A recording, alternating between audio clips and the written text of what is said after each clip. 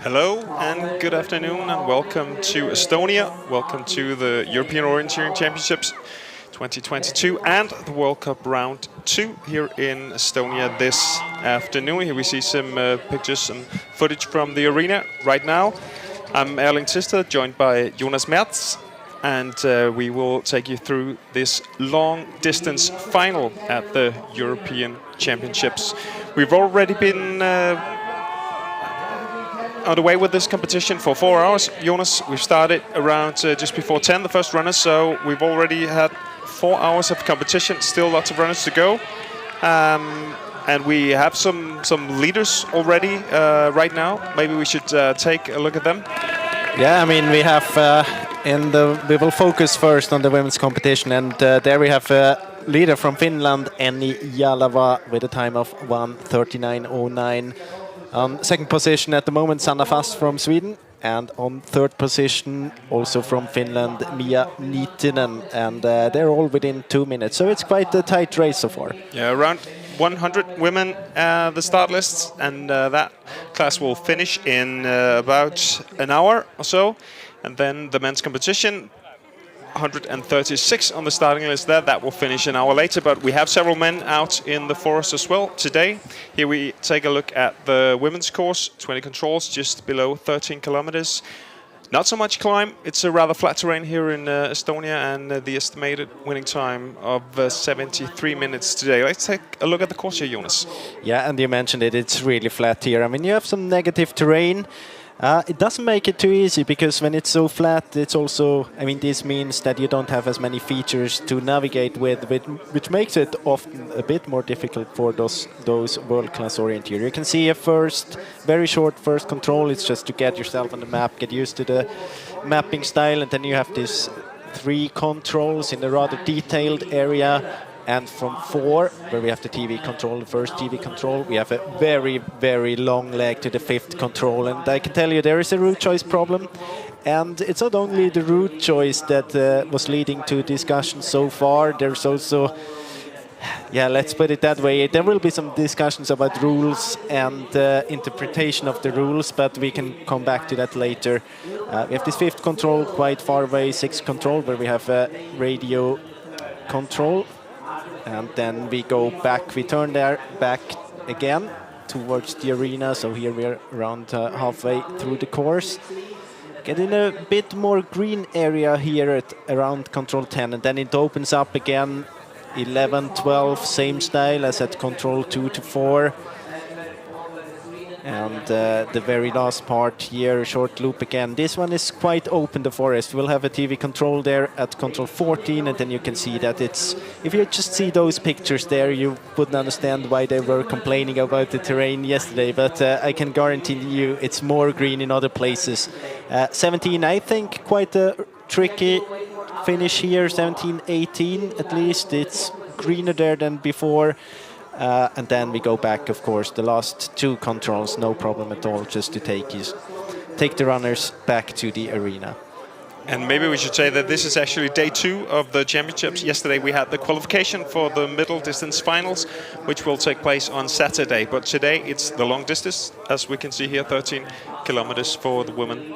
And you can see here it's this kind of problems you have when it comes to the route choices. I mean, straight is, if you just look at the map, you could think that straight is always an option, but it is not. Here we have different route choice options to control 4, and you can see that now they added this one to the red one in the middle, and there were a lot of discussions, because you cross the river there, and it's some kind of interpretation of the rules if you're allowed to cross a non-crossable river.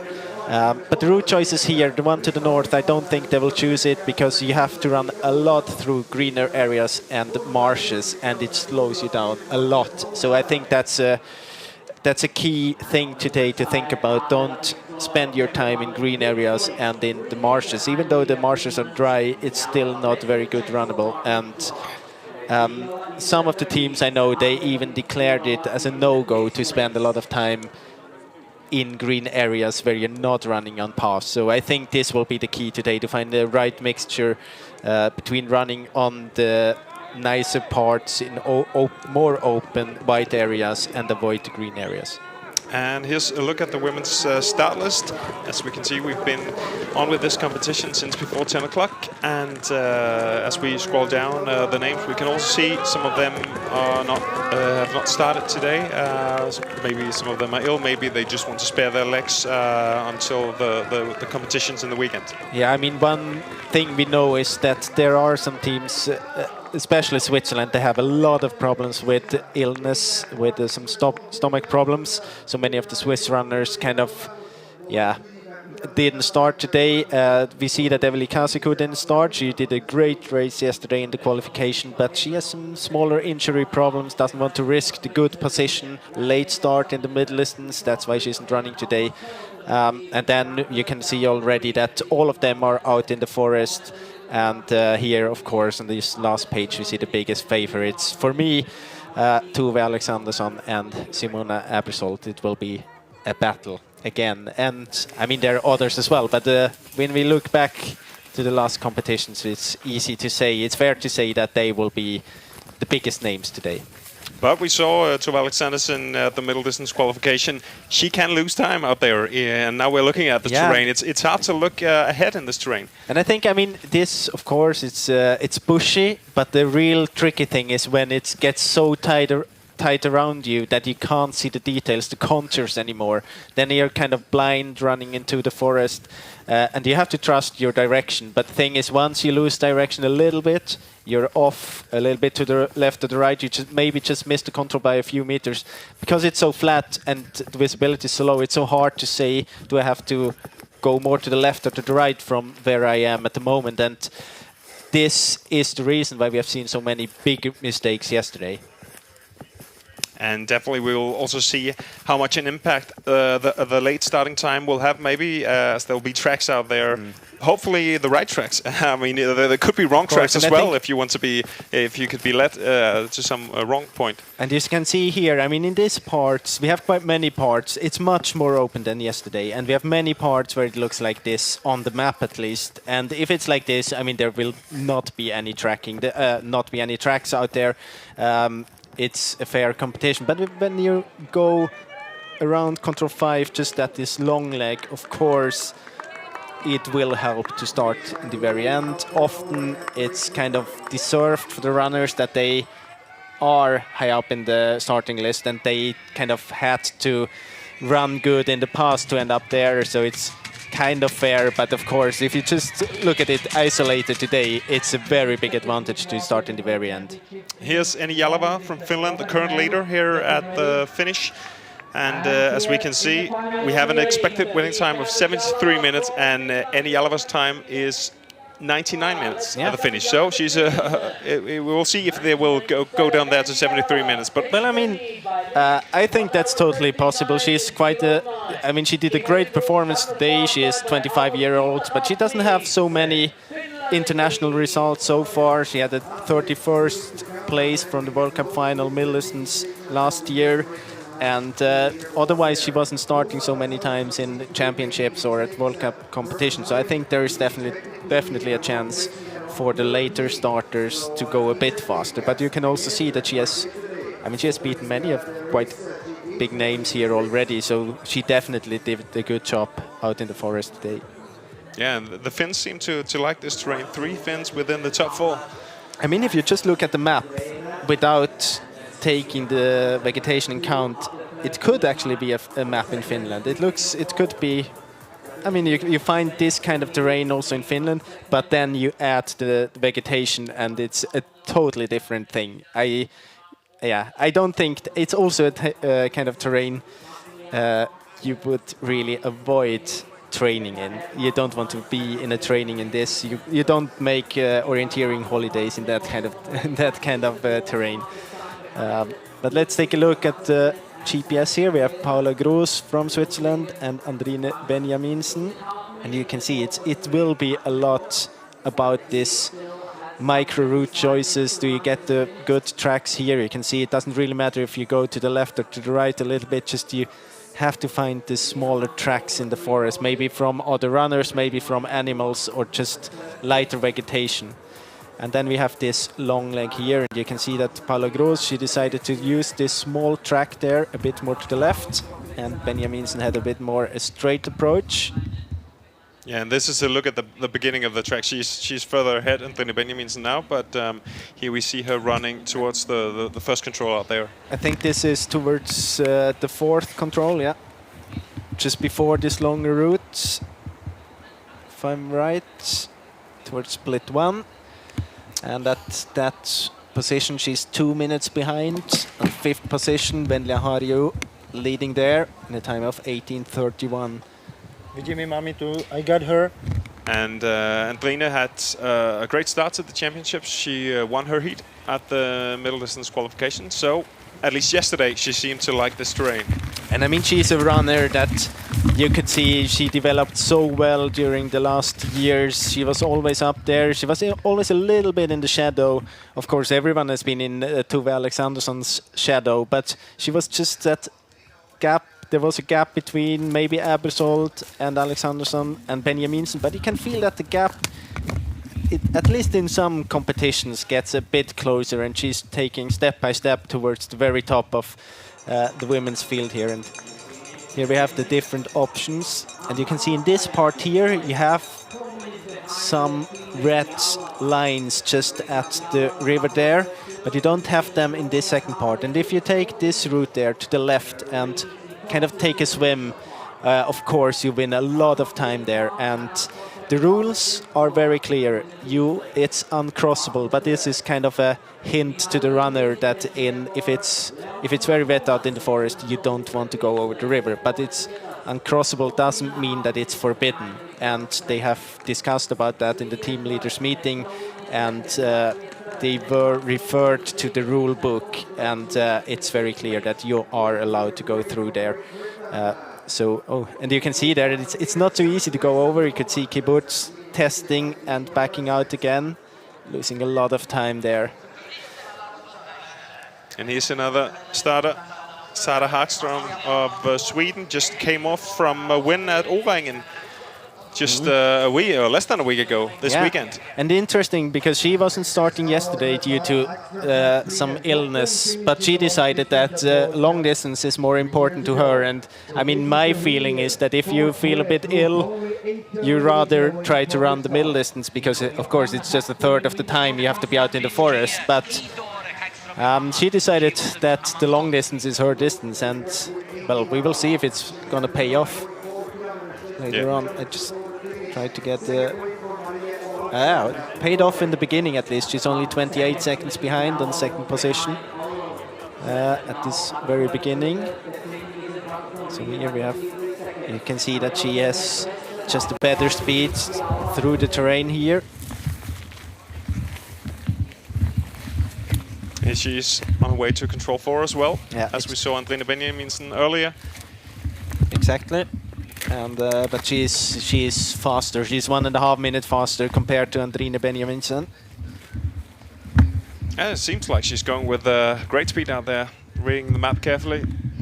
And I mean, she was so good at O-Ringen, so the shape definitely is here also for forest orienteering. And I think that she decided to run O-Ringen because it's a good way to kind of switch from the sprint focus back to the forest focus. Because I mean, you only had 1 month from the World Championships, and no one really was focusing on forest orienteering before that. So kind of you can really feel that a few of the runners, they really wanted to take every chance to get the body competing again in the forest.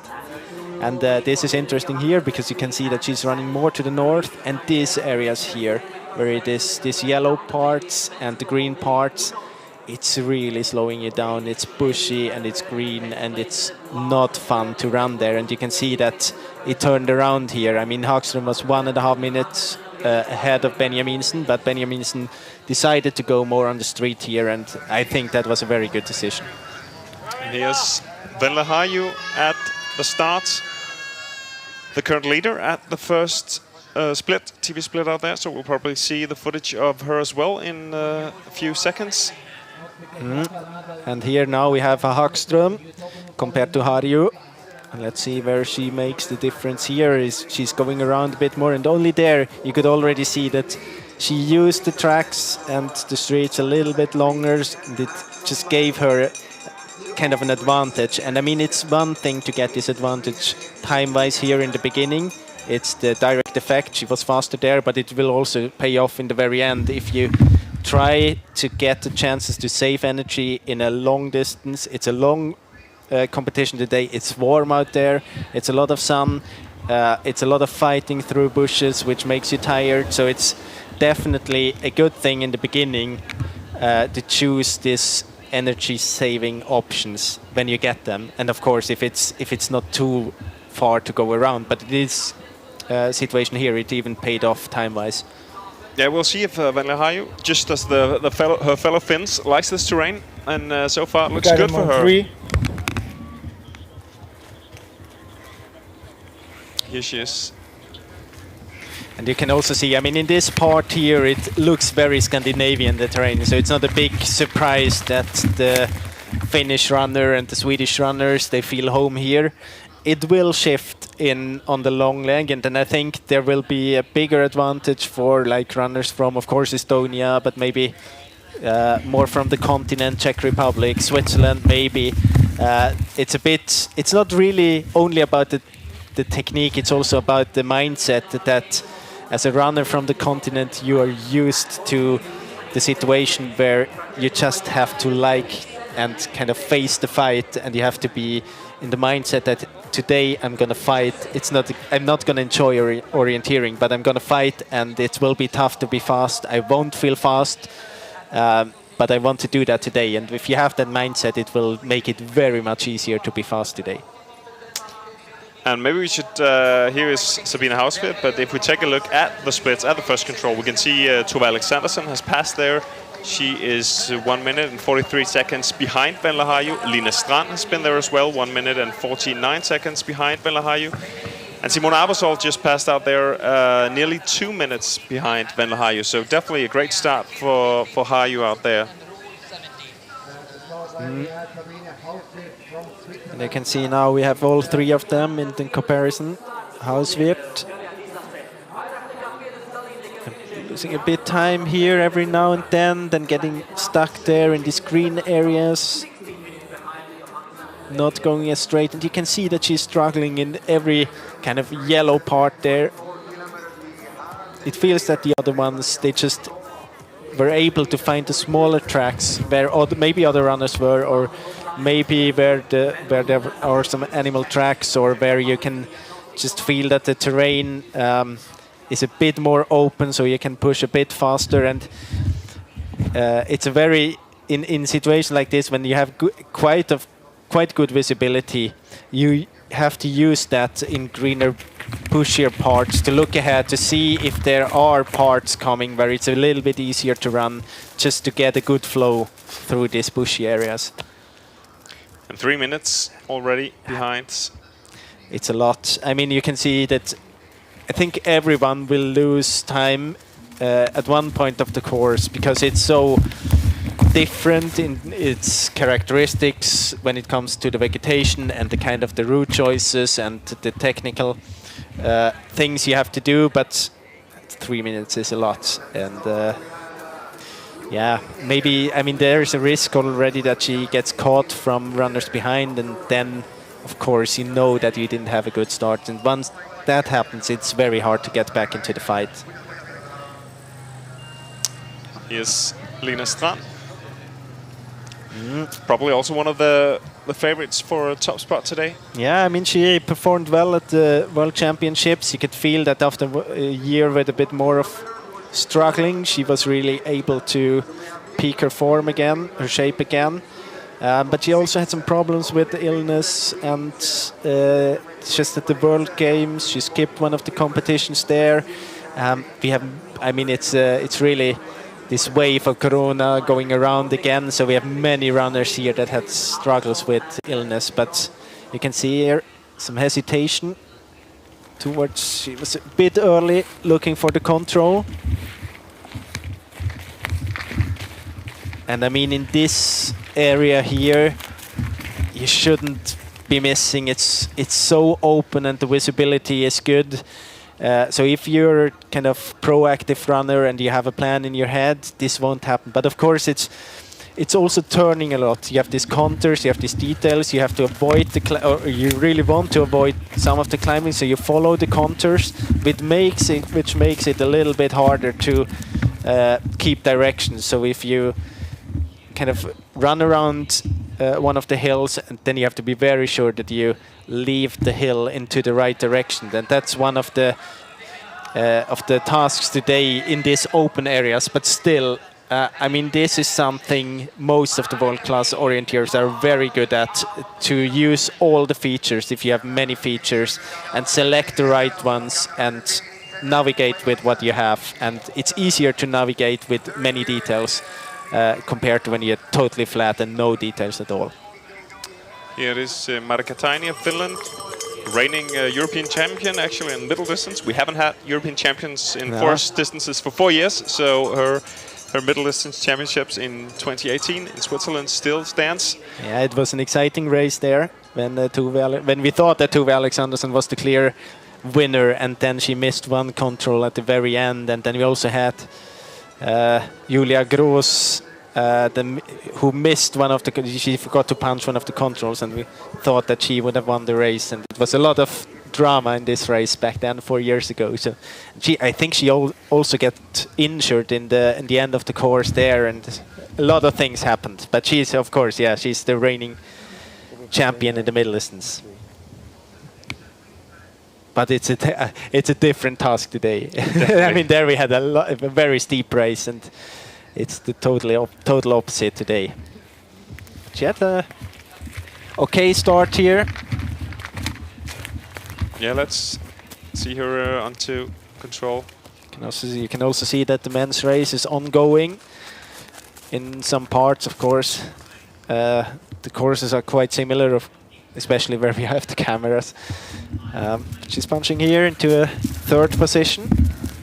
Yeah, nearly a minute, but I mean, there's a lot of time difference between top 5 or 6 here already. I mean, just 3 kilometers onto this course, which is nearly 13 kilometers. So it'll be definitely exciting to see how much gaps we will see later, and definitely the last half of the women will have a long day in the forest today. I think we can say that. Definitely, and here one of the very big favorites, Tove Alexandersson. She had some struggles yesterday already with where she missed in the beginning. She was almost 4 minutes behind after a few controls, but she managed to kind of switch back again and did some good orienteering in the end. And I think she was 1 minute faster in the second part compared to the other ones in the same heat. But it shows that even for her, this is a difficult task. And when you had similar terrain in earlier years, it is this kind of terrain where you can beat her. Because she is very good when she can navigate with stuff. But when you take it away from her, as you can see here, with already the first control, she's not far off the track in the beginning. She's just passing the control by a few meters. But because it's so bushy, you have to be very, very precise with the direction, because you can't see the control behind the bushes. So if you just miss it by a few meters, then things like this can happen. In this case here, I think it shouldn't happen like this, because she overran the control with almost 100% of the distance, and the warning should have come up earlier that she is too far now. But it's the beginning of the competition, and you haven't been out there for a long time. You didn't have the time to get on the map. Maybe she didn't have the self-confidence after yesterday's race. It's another scale as well. It's 15,000, not 10,000. And usually it's good if you have a short control like this, if you get it, because then you can kind of calibrate the distance and everything you need. And tough start for her here. She will go on this long leg with a big disadvantage time-wise. But I mean, there have been 100 runners before her onto control 1, so she must have missed some tracks out there, or maybe it's not that visible here because it's not so dense here. It's hard to say. I mean, if you look at this here, of course, it's more bush in the other parts, but maybe they're like the tracks are all over the place, and then of course you don't get a lot of help by it. Or other runners have been doing mistakes before her there as well, and then the tracks are misleading. But we can see Tove Alexandersen already 1:43 behind. But you can also see that she's still on 4th position, so they're or on 5th position, so it's very outspread here. And again, we are back here. You can see both Harju and Benjaminsen. They took the swimming route there, and you can see how much faster it is to go to use those small tracks. You have first the street, then this path there, and then this small track in, and you can see the tail is 1 minute. So Hagström lost 4 minutes 40. You can see it up there. So it's a lot of time she lost on this route. And here's Simona Aersgaard, probably the last of the big favorites today. One of the only runners that didn't get affected by this illness in the Swiss team. Had a very good race yesterday. The fastest kilometer speed seen over all 3 of the heats in the women's class, but still she was not very happy. She said that she felt slow in this terrain, and that she had to be very careful to not miss at any point. And I think that's exactly the difficult thing here. It's very hard to avoid that feeling, I mean, you won't feel very fast in the green areas, and you can see that she did a small mistake towards control 2 and is now somewhere around Tove Alexandersen time-wise, so almost as big of a mistake as Tove did to the first control. But of course, I mean, this opens up a little bit. We have the 2 very big favorites here still around each other. Only, say, the difference is only 15 seconds, 16 seconds. And into 6th position at the first TV split.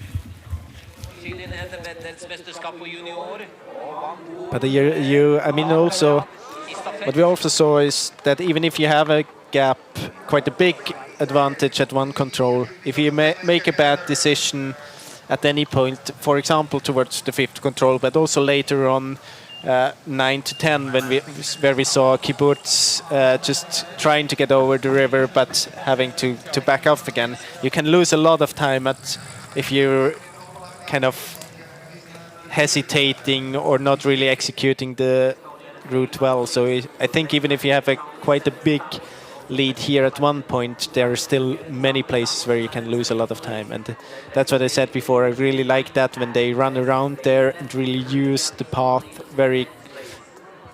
in a very consequent manner, because I'm sure that's something they talked about. It's not something you instinctively do as an orienteer. You want to cut that corner, but you have to force yourself to go around because you know from the past that it is faster and it will pay off later on.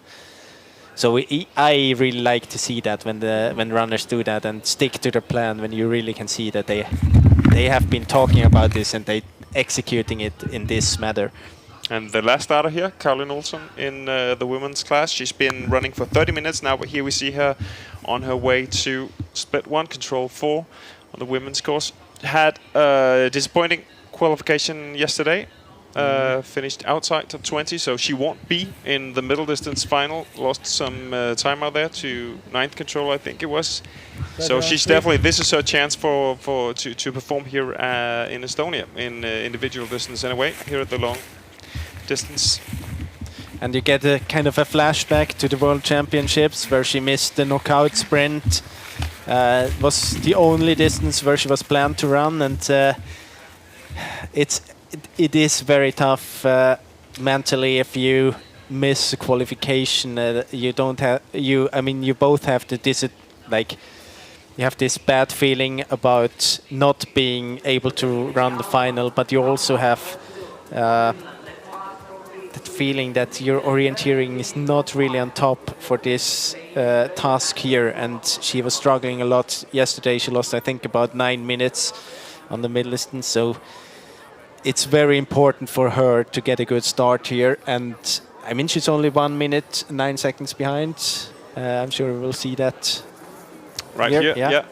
On the 4th position. So I think it's a good start, and you could also see that there were no problems for Olsson. So for sure she doesn't know about this 1 minute. I think just Harju, she was running so very good in the beginning that no one of these other, at least 4 runners or other 3 runners in the top 4, they have a feeling that they did a bad start. So I think they are quite satisfied with the run so far to control 4. And I think we just saw the GPS animation, maybe we'll see it again later, that Aversholt went south of this forbidden area, whereas Tove Alexandersen and the others went through the river. So we'll see how much difference that makes in some minutes. Definitely could be a decisive moment for this long distance if you lose 1 or 2 minutes out there. Yeah, and I mean it's an interesting thing, because I'm not sure if the course planner had in mind that you could run, that you can just run, because I think that he planned this forbidden area to make the route choice more attractive, and I don't think that he thought about the possibility to run around there. So it's a kind of a strange thing, and here you can see quite a big mistake. It gets bigger and bigger. So the tail is 1 minute here.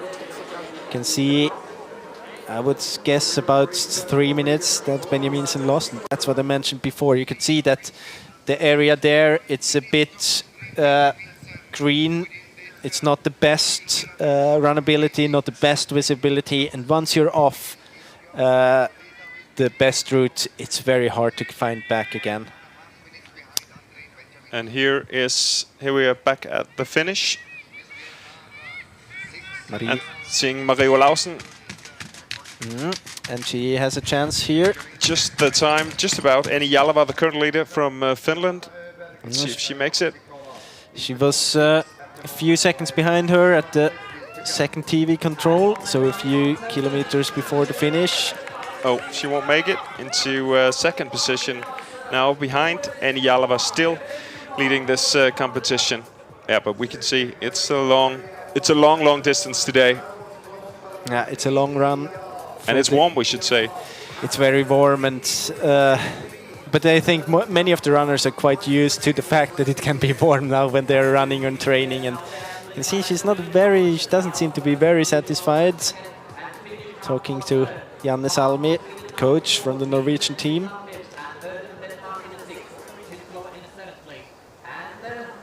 And here the finish standings as of now. And we can see a gap between Marie Olausen and Ida Happala in third position. You can also see that it's many of the Scandinavian runners in the top here so far. Finnish runners performing very well in this terrain. And just to compare Annie Jalava's time at the first TV split, we've had all runners passing there now. She is 3 minutes and 42 seconds behind Venla Harju, who has the best time out there. So then the 73 minutes maybe are possible today.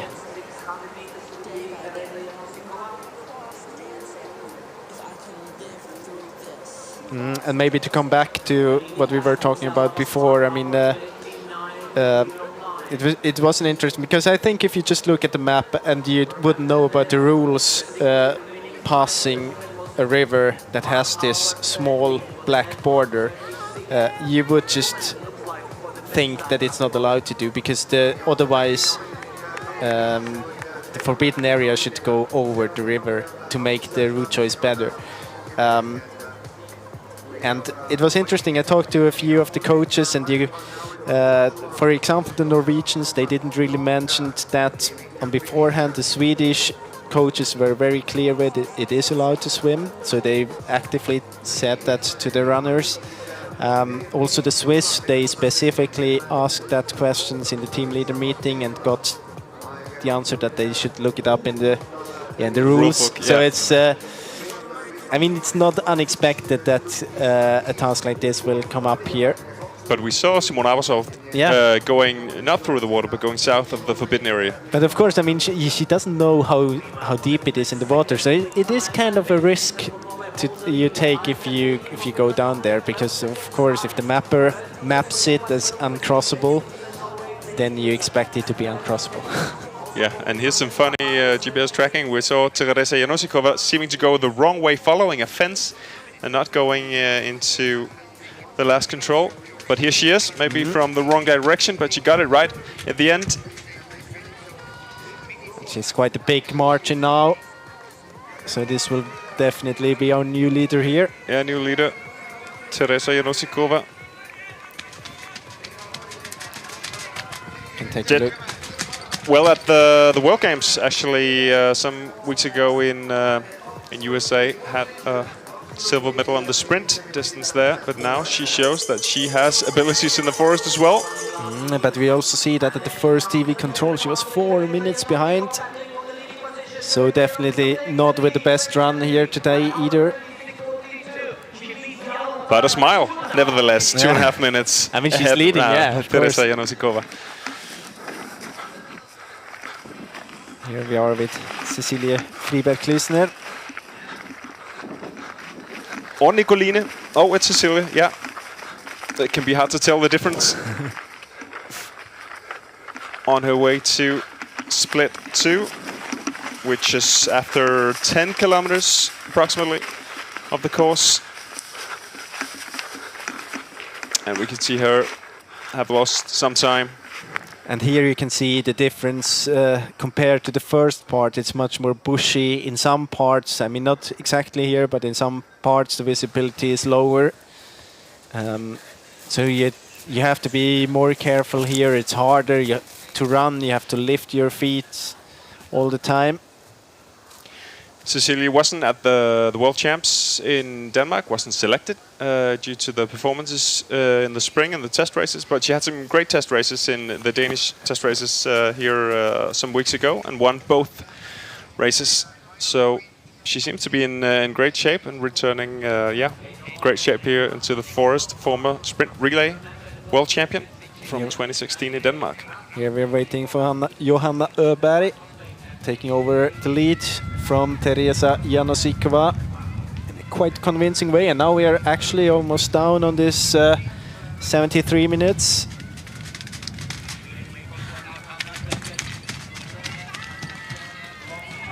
Yeah, definitely a new clear best time. 4 minutes ahead of Teresa Janosikova. And if you look at the split times, also she lost a lot of time in the beginning. I mean, this could have different reasons. Maybe it got a bit faster towards the end. I mean, the runners we see here still quite early starters, but also, of course, there could have been a mistake in the beginning because 3 minutes is quite a lot. Andreas Svensson as well, first time at the International Championships for the Swedish team. It's a 9th.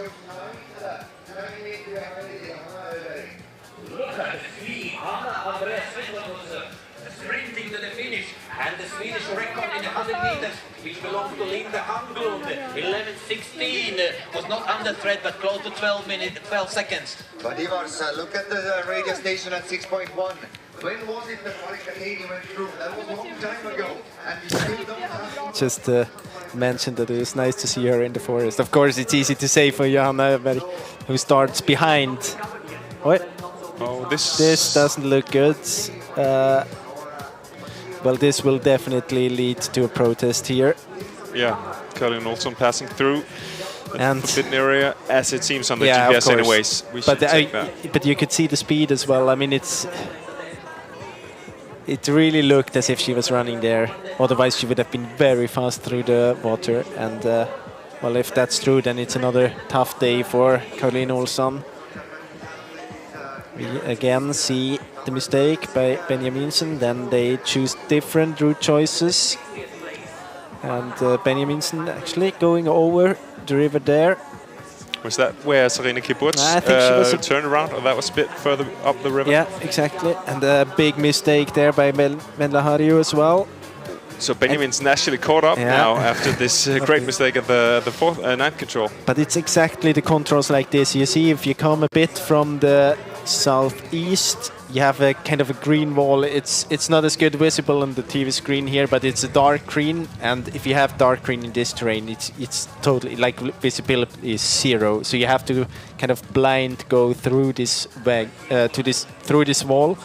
And of course, then it's very hard to keep direction there. So if you're off direction and you come out of the wall and you don't have an idea about where you are, then mistakes like this can happen. I think she lost. I mean, yeah, she lost maybe 2 minutes there, and that for sure opens up again for Alexandersson, Benjaminsen, Abersold, and all the other runners behind.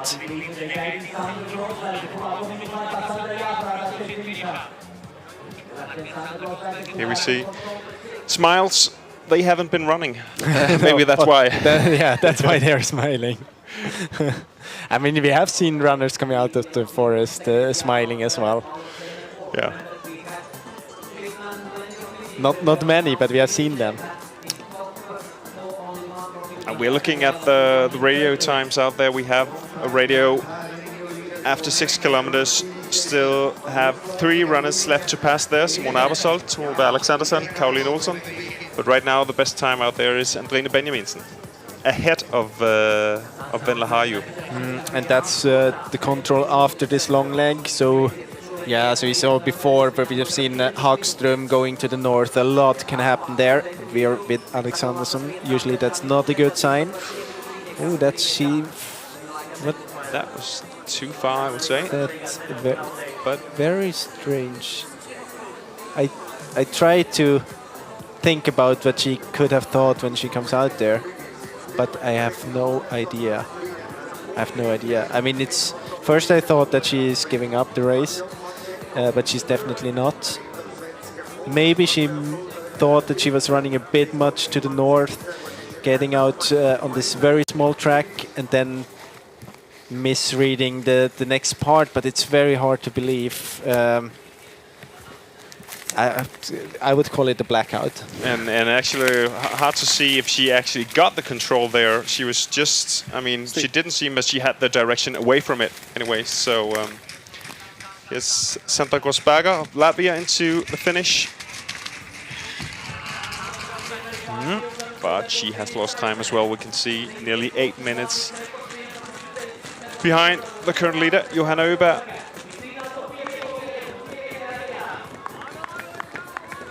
And it's definitely, but we can say it's a very interesting course and race to follow, because I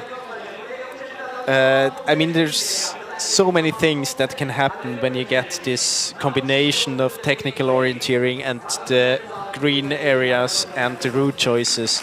So there are so many factors that can lead to a mistake here. And not only small mistakes as we have it when the visibility is good, but here we are talking about minutes of mistakes, and of course that leads to these changes in the leading position. And I think we've seen almost everyone making mistakes as of now. Tove Alexandersson, we've seen Andrine Benjaminsen making mistakes, Venlahariu making a mistake. So yeah, it will be definitely, it's in the head as well. Who can keep cool when we approach the final controls? And I mean, it's one thing that we see that Sara Hagström still is in a quite good position even after this big mistake or big time loss. It wasn't even a very big mistake, but big time loss. But they don't know about the mistakes from everyone else. So it's for them, it's much harder to keep in focus and keep on pushing hard when they think that they already lost 5 minutes.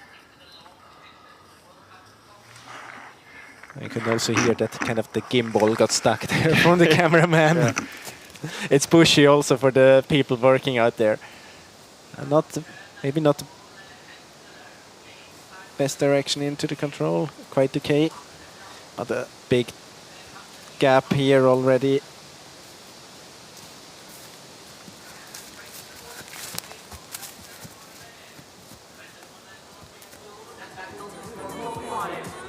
Some more GPS. Paula Groos compared to the current leader, Johanna Öberg. And you see that here she actually lost time going around the yellow area. But you can also see there on the yellow area, you have this small path going in.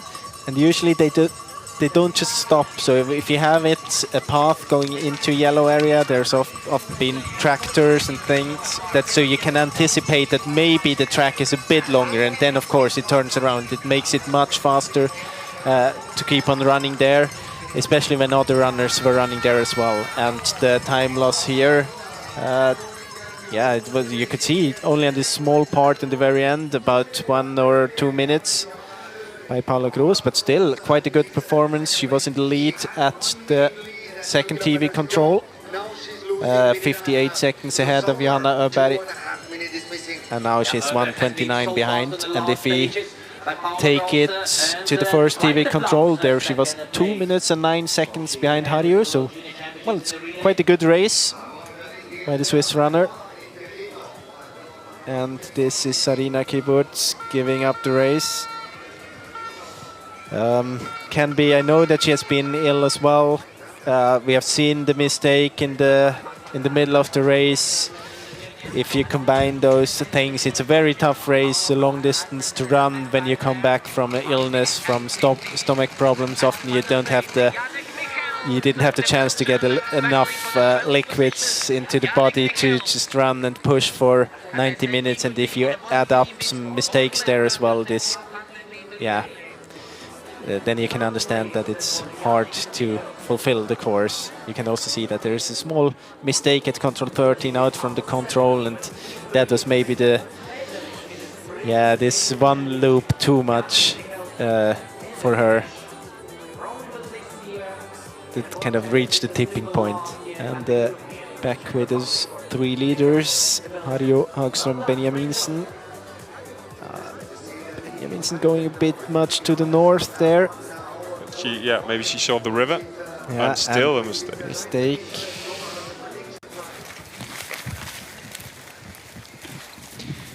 This is Sara Hagström towards the second split. Run. We have seen Hagström had a good split at the first TV control, was only 28 seconds behind, but then she chose this northern route on the long leg and lost a lot of time there. But we haven't really seen technical mistakes by her. So, I mean, she lost on the route choice. That's a thing that she won't notice out in the forest. So for her, in her head, she still has a very good race, probably. And I mean, also time-wise here, she's still on track. And I think she will take over the lead here.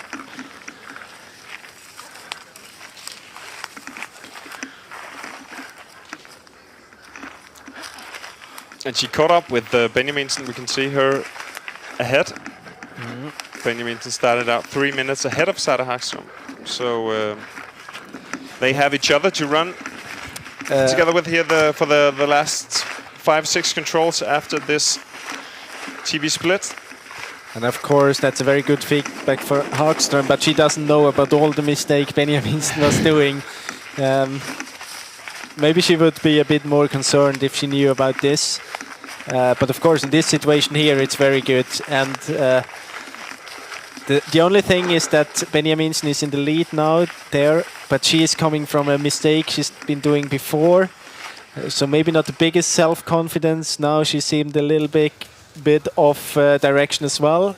So good execution here by Hagström. Haven't seen Benjaminsen. There she is. So it feels that, I mean, she won't be a very big help for Hagström here. Her self-confidence is somewhere out at control 12 and 9.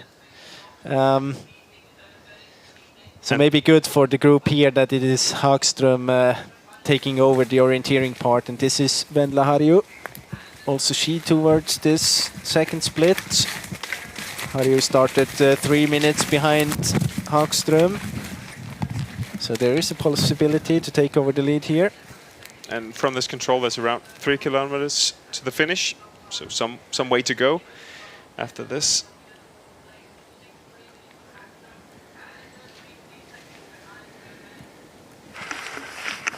Here we are with Harju again.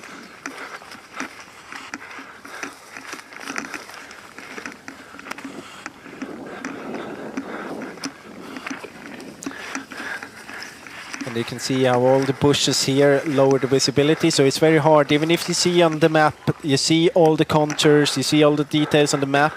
But if you are here, you don't see much further in some parts than like 20 or 30 meters. So it's then very hard to see the contours you planned with on the leg out in the forest, which makes it much more difficult to execute the legs. And some trouble with the camera as well, but we saw her just going across the path, which is just between 13 and 14, I think so. Seemed to be on the right course anyway. Then Harju.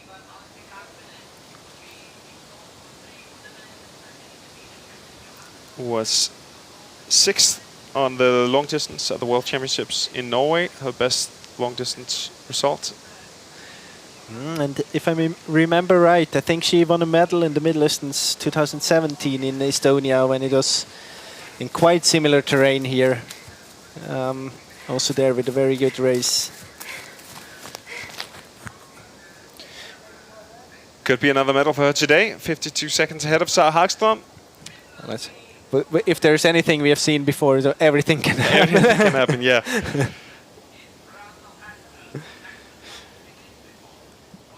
And we're back with some tracking. You see here, that's also an indication that it's quite rough out there. Taini choosing to go to the path. Harju doing a mistake here to control 7. That's the radio control. It's also the control. Now we have turned the map a bit. We have seen Alexandersson with this big mistake. And if we guess the gap there, it's about 3 minutes between Taini, Harju and Alexandersson.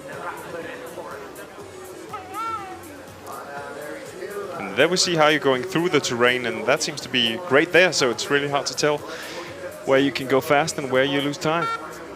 Still here in this part, I think it slows you down a little bit. But of course, with every runner going through the terrain there, it gets a bit faster. And I think here it's better to approach this control from a bit from the north, because it's a bit more open. You have the yellow area there and not the green one, so you can, the visibility is a bit better. So you can, I think it's easier to run to control 10 if you come a bit from the north. But of course, I mean, the mistake by Harju was far too big also regarding the fact that she approached it a bit more from the east. Here we are again at control 14, and we can see the standings there. I'm looking at the GPS, can see Sara Hagström and Andrine Benjaminsen still running together. And as we saw on the last part of the course, Johanna Öberg overtook Paula Groß's spot here, so she's still in the lead here at the finish.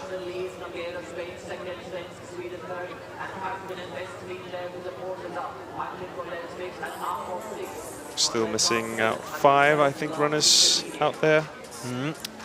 And now we are live with Simona Abersold. Also she, I mean, if you compare Alexandersson and Abersold, it's not a big time difference here, but we have seen Alexandersson with this big mistake at control 6. So also Abersold, she must have struggled at some point. And now you can see, I mean, now you can see it in real time, the mistake Harju was doing. And you can see that at this point, she's still on track. She's more or less on the highest point. Or she passes this small hill there. And when you cross a path like this, you really have the opportunity to back up and double check your position. And you could even take a few steps towards north just to be sure that you leave the control, the path at the point you think you leave it, at the point where Taini is. And I think that she is kind of thinking that she's north of Taini at this hill there, and now... Or maybe at the marsh just north. I mean, there are two, you can't really see it here, but just below Harju's tail is a marsh, and there's a marsh, you could be read more or less similar. Yeah. So she seems to go south just after the marsh, which would be right if she was to the north, but here she loses time. Yeah. And you can see, I mean, if you look at Taine's tail, you can see that she takes a few steps on the path. She gets on the path, takes a few steps to the north, double checks. I mean, that's my interpretation of the situation. Double checks the situation and then attacks the control from there. I think if Harjo would have done the same, she could have kind of made sure that she is at the right spot. And I mean, the consequences here of this small mistake, or of the small, I mean, it's the beginning of the mistake is just a small thing, but it leads to a very big time loss here. Yes, Denmark's Cecilie Friberg-Kløsner into the finish, into running for a spot in the current top 5, I think, yeah. Overtake Eni Javala's 4th place right now. And will for sure be the best Danish runner today.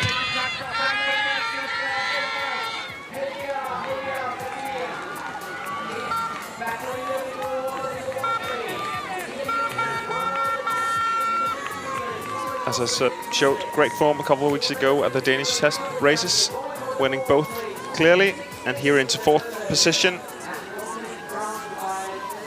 But we still have plenty of runners to go.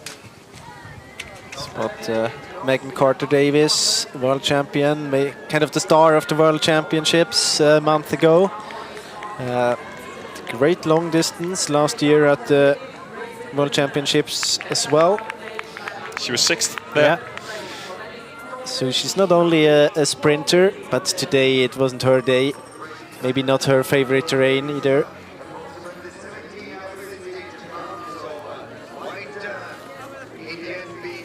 Yeah, and maybe I would say Great Britain has probably had a very intense sprint focus this year. They had the silver medal on the sprint relay as well, and Alice Leek had the bronze medal in the sprint, and they really had a perfect sprint walk in Denmark. So I would think that their focus has been on performing there, having their World Championships in Edinburgh in 2 years as well. So I think it's fair to say that the focus has been sprinting. And I mean, it's a very hard task. We have never really had that before, that you had, I mean, now the World Championships were sprint, so it is a big focus, or it was a big focus on sprint, and then you only have 4 weeks to change everything. Your whole training, the last year of preparation was only sprint, and then you have to change and to adapt to a kind of terrain that's very special for most of the runners. And this is a very, very difficult task.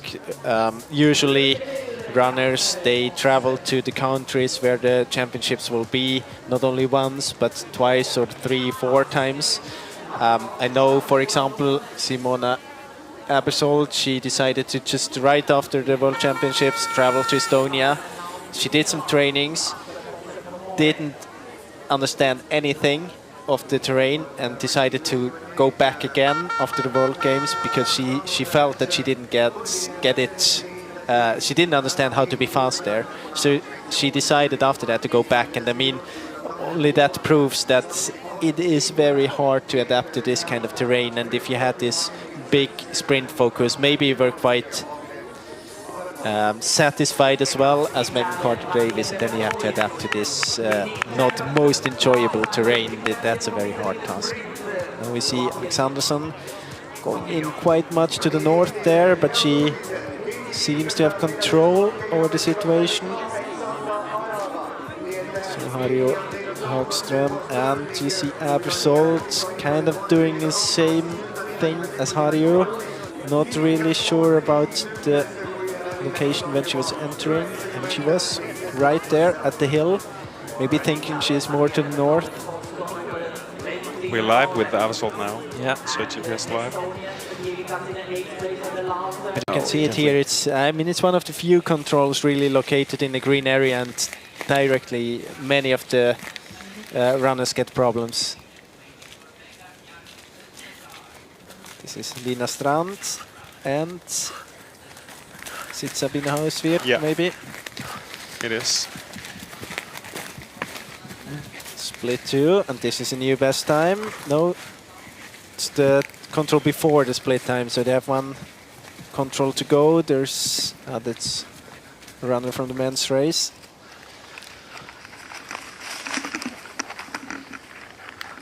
We had Strand 149 behind at the first TV control. I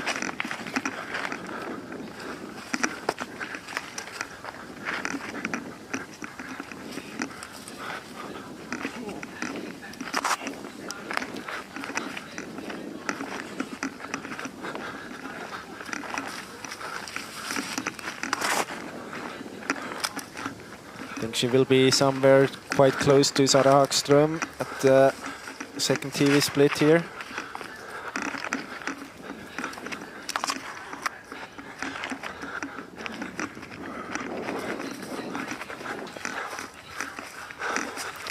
And Hausviet started out just before Lina Strand, 3 minutes.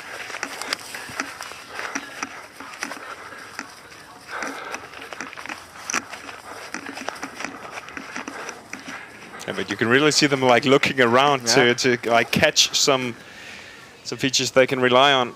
But yeah, you could also see, well. I mean, here other runners from the men's race, but you can also see that they don't trust each other. They go their own way. Of course, they have different courses, but they also see the cameras, and it's always an indication that it might be the same control. You can see it's Strand 1 second behind Hagström. So 3 runners within 1 minute at this second TV control.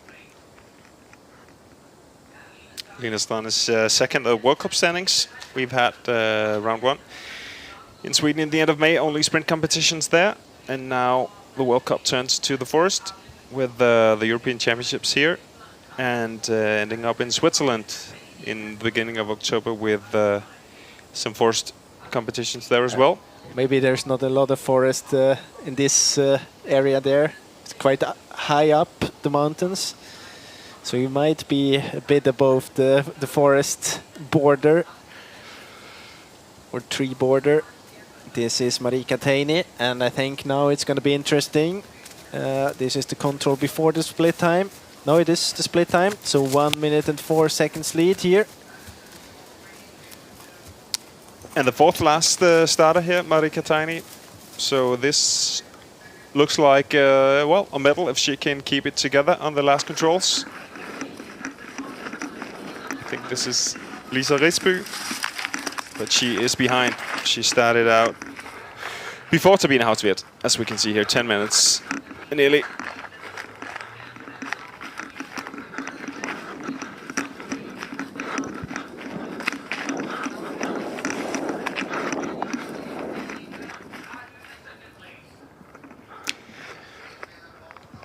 And the next runner to this control in some minutes will be Tove Alexandersen. So we will have, in a few minutes, we will see if she has caught up after the mistakes we've seen her make.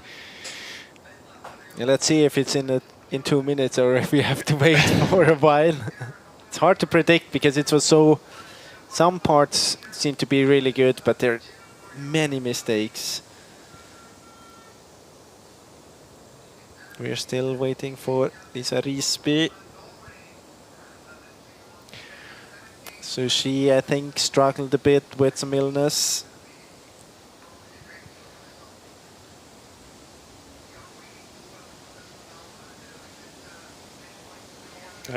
Nowhere to be seen. Yes, Vendula Horchikova, we saw her early on as well, but she is more than 10 minutes behind current leader Johanna Öberg.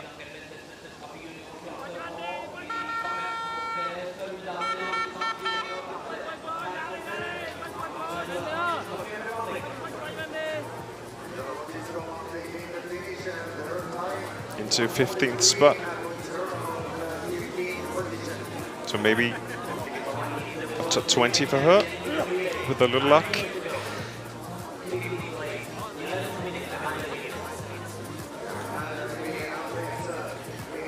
But we'll soon have Sara Hagström into the finish. She's on her way to the second to last control now. And this is the recap from Abersold to this 10th control, where we already had Harjo doing a big mistake. Abersold running in to this green area, not really, and then she had to go out again, relocating. Getting Olsson there as well. Splitting up again. This is a huge mistake. But Olsson as well. Yeah. They are really losing time out there. I mean, we're quite unsure about Olsson anyway. In the beginning there on the long leg, it looked as if she went through the forbidden area. This is Tove now. To control 13. We're taking her towards the next control. I think it will be about 2 minutes running time. She's late already. She's late, yeah. That will be well, unless Marika Taini makes mistakes on the last controls. This will probably be too much to catch up, even for Tove Alexandersson. But I mean, third position is 1:57 behind Sara Hagström. This is still possible for sure, and as you mentioned, I mean, Taini is not in the finish yet, so we have seen mistakes almost at any point of the race. So it's not over. It's not over till it's over.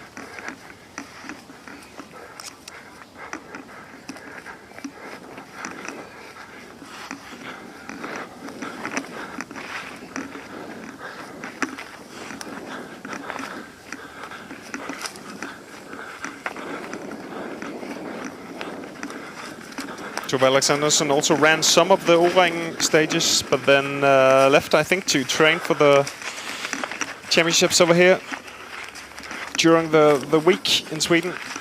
And here's Sara Hagström into the finish. This will be, I think, a new best time, but we know there are faster runners out there coming after her. But Sara Hagström into a new best time, a current leading time for Sara Hagström. But the question is if it will hold up for a medal for Sara Hagström today. Probably not, if the Finns can keep it together.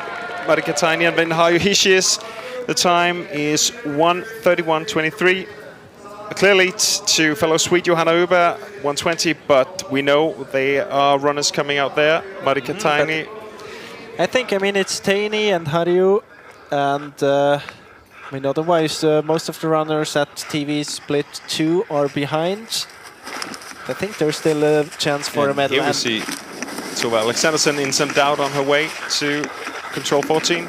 But if you just to get back to Sara Hagström, if you look back on her race, it's, as I remember, what we have seen, it's more or less only the route choice she didn't pick right to control 5, where she lost a lot of time. But otherwise, it was a very good race technically by her. So that's well-deserved leading position. And here's Andrine Benjaminsen, as we recall, started out ahead of Sara Hagström, 3 minutes ahead of Sara Hagström, so this will be a time around 4 minutes after Sara Hagström, still into 4th place. Still a place maybe on the podium for Andrine Benjaminsen today. We also know that the runner behind Sara Hagström, the starter behind, is Venla Harju, so I think we will very soon see the fight. Here she is. Yeah. Venla Harju into the finish, and this will be a new best time, and definitely, I think we can say now, a medal for Venla Harju today here in Estonia. The long distance, she's 1 minute and 30 seconds ahead of Sara Hagström, 31 seconds. Venla Harju into the current lead, and we only have a few runners to go. So a medal for Venla Harju, I think we can promise her that here, and she's smiling, exhausted, but smiling. I mean, she also did mistakes, not small ones, and still she is in the lead. She seems to be in great shape. You could also feel that in earlier in the season that she is kind of, I mean, she's been in elite orienteering for many years now, and she has had many tops, but she has also had periods where she kind of disappeared a little bit, and you could really feel in the beginning of the year that she is getting back towards the top positions again. And imagine this race today, if she would not have missed at those controls. She seems to be in a very good shape, and she will be definitely dangerous for Saturday as well. And great for Finland with some success here. I mean, definitely one medal here, and maybe we'll have another one in just a few minutes for Marika Taini. Exactly, we're waiting for Marika Taini. She started 9 minutes behind, no, 12 minutes behind Venla Harju. So we have to wait, at least another 10 minutes. And I mean, look at this mistake here. This is a huge mistake, and still she's up in the lead. But you can also see that Taini has an advantage here for sure, about a minute. just as you said, Jonas, it's all about fighting on, and even if you make mistakes, keep on fighting because it pays off. Yeah, and you can definitely get a top spot today, even if you lose some minutes out there. And I think in that way it was very important for the runners to have a competition yesterday, because there they got the feedback that the feeling it won't be good even if you're running technically well. You will never feel fast in this terrain, and I think that helps when you know that there's a small mistake for Teini. So now it's very, very close between Teini and Harju. And we only have those 4 controls left. Yeah, this is Tove Alexandersen live. So 4 controls for her to go. Or 5. She needs to go to 16 first, of course. Yeah, but we are live with Alexandersen, so maybe there are only 4 controls left for her anyway, but we don't know it.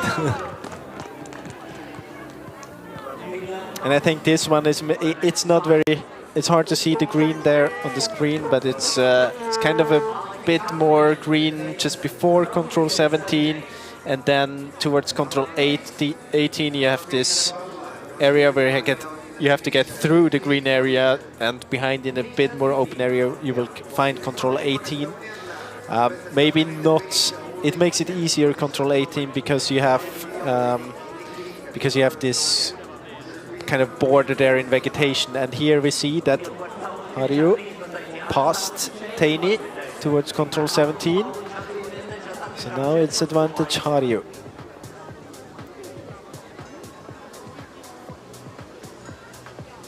And the gap maybe 25 seconds between Harju and Teini.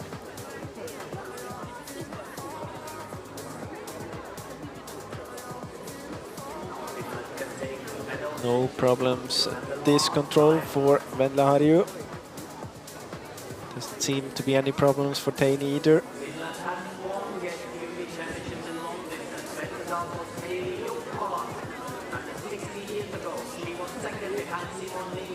It's hard to tell if she's on the right track, Marika Teini.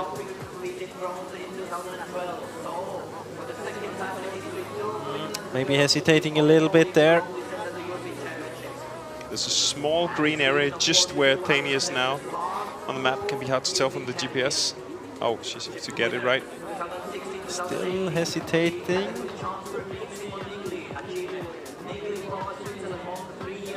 Not really moving fast out from the control, at least. I don't know if she has the control or if she's standing just beside it, trying to relocate the map.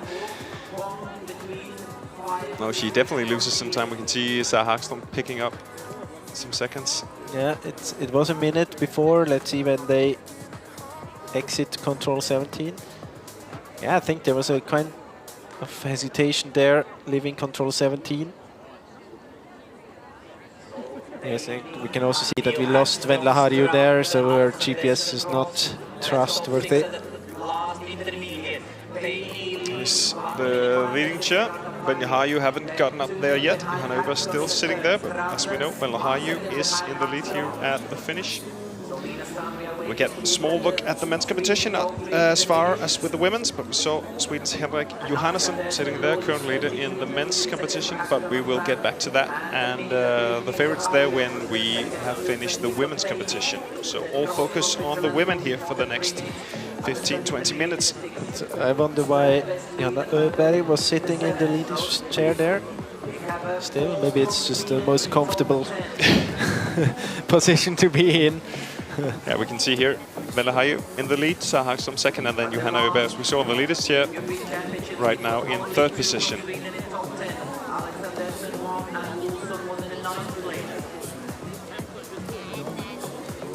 But if we look at who, I mean, it's difficult to say, of course, but it's Marika Teini and it's Tove Alexandersen, which seems to be the biggest questions now. And Alexandersen was 2:20 behind at TV control 2. If we look at the finish now, we have Venla Harju 1:31 ahead of Sarah Hagström, and then 2:51. So definitely the chance to go between Hagström and Öberg. Lina Strand as well actually was ahead of Alexandersen at the second split. She's still out there. She can still make it into a medal with a fast finish. She might get up to Hagström, but maybe we see here if Hagström is going. Yeah, you see there, Strand and Hagström. It's not a big gap between the two of them. And here again, we will see this. I don't know if she got stuck in the green there, or if she's just hesitating. But she lost definitely time. It's control 17. And the gap between Hagström and Strand, maybe 10-15 seconds. Slightly different route choices out here, but you also see that Hagström even gets very close to compared to Marika Teini there. Now Teini has to be careful to not lose this medal position. It's not only Hagström, it's also Strand, but in my opinion Strand is going a bit far to the south. See, Hagström tries to avoid this green part, very green part, very dense part. But Harju seemed to go well through it and through the marsh as well. No problem at all. We can also, if you compare Harju to Hagström, she was able to win 26 seconds there compared to Hagström. Is Simone Aversolt at 13th control. But she is far behind. She lost a lot of time. We saw her time loss here. We can see actually at control 12, 10 minutes behind, losing 8 minutes on that mistake we saw on the GPS tracking. So no medal for Simone Aversolt today. She'll have a chance again on Saturday, when the middle distance is on, but 10 minutes. Well, maybe, as you said, she didn't feel comfortable running in Estonian forest just after the World Cup, so she went back, or the World Champs, and so she went back after the World Games, and maybe to make a top performance. I mean, this is hard. Maybe it tells us that this terrain is really tricky.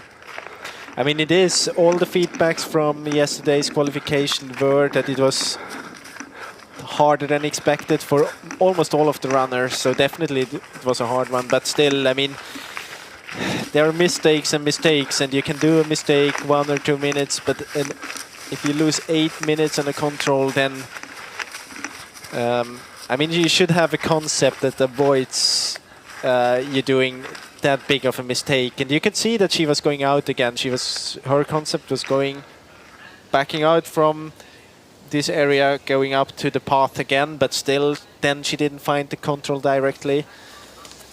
And Aversolt wasn't here in 2017 when there was the World Champs in Estonia, and the year after in Latvia, which has some similarities to this. So, I mean, some of the more experienced runners have been running championships races here 4 and 5 years ago. She hasn't. She had a senior debut in Norway in 19, which is something different, I think we could say. It's some drone footage here. I think she was running the European Champs in Switzerland as well, 2018.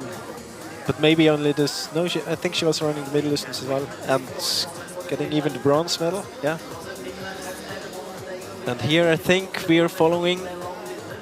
Could it be Marika Teini? Looks as she's going into the last control area, I think. Having to back off again, getting around this.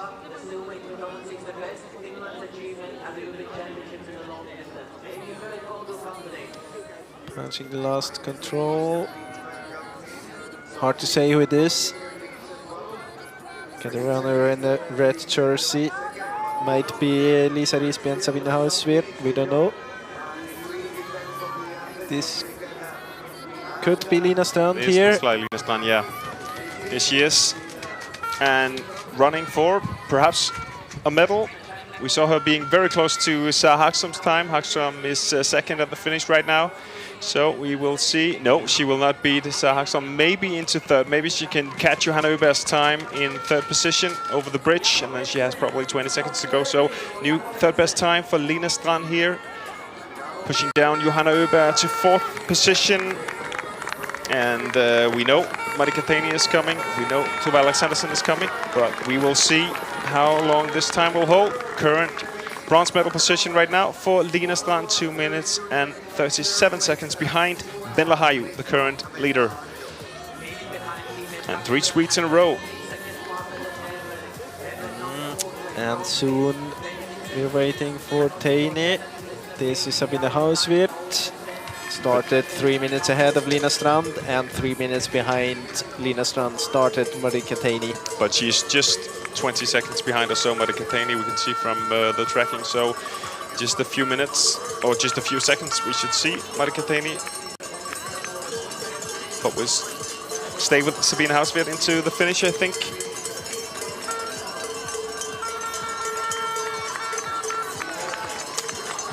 So looks good for a top 10 position here for Sabine Hauswirth, second best of the Swiss runners. And here is Marika Teini. We'll see how good her time is at the finish. Can she beat Venla Haju? No, time is up for the first place for Marika Teini, but she will definitely take a new second spot. Definitely will be a medal, I think, today for Marika Teini. But the question is if it will be silver or bronze. We still have Tove Alexandersen out there, but new second best time for Marika Teini and 2 Finns in the 2 top positions here.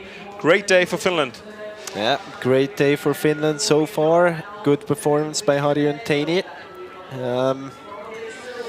So, well, it will be interesting for the relay in the women's class for the Finland team, because they, yeah, I mean, this is great performance by both Harju and Teini, and here we are with Caroline Olsson.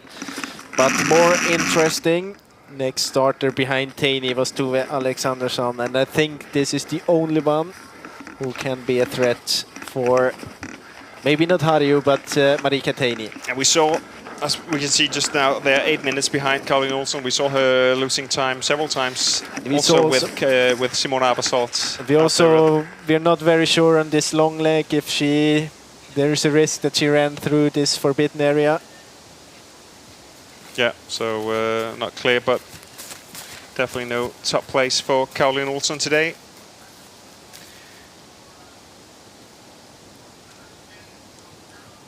And she won't be there on Saturday either, after missing the qualification for the middle distance yesterday. And here is one of the medalists, Marika Teini, right now second behind Venla Haju.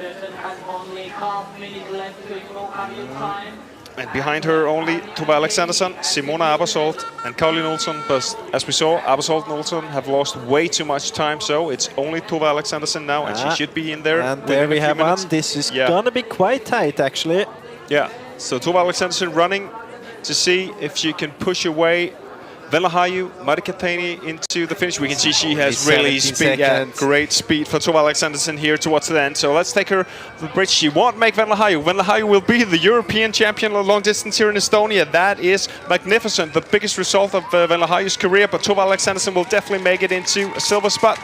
Second position for Tove Alexandersson today. What a finish. We saw her losing time out there several times, but she just bit her teeth together and ran like only Tove Alexandersson could do here, running herself. She made it almost to gold, almost to Venla Haju's time, but the time here, 17 seconds behind Venla Haju. So here we have, I think, the standings for today is gold for Venla Haju, Finland, silver for Tove Alexandersson, Sweden, and bronze for Marika Teini, Finland as well. 2 Finns on the podium today, and a silver medal for the biggest favorite, Tove Alexandersson. And you could see how much that was needed to not make Alexandersson the European champion. I mean, we had this mistake in the very beginning, towards control 2, I think it was, and then we had the big mistake on the way from 5 to 6. I have no idea what happened there when she followed the path way too long.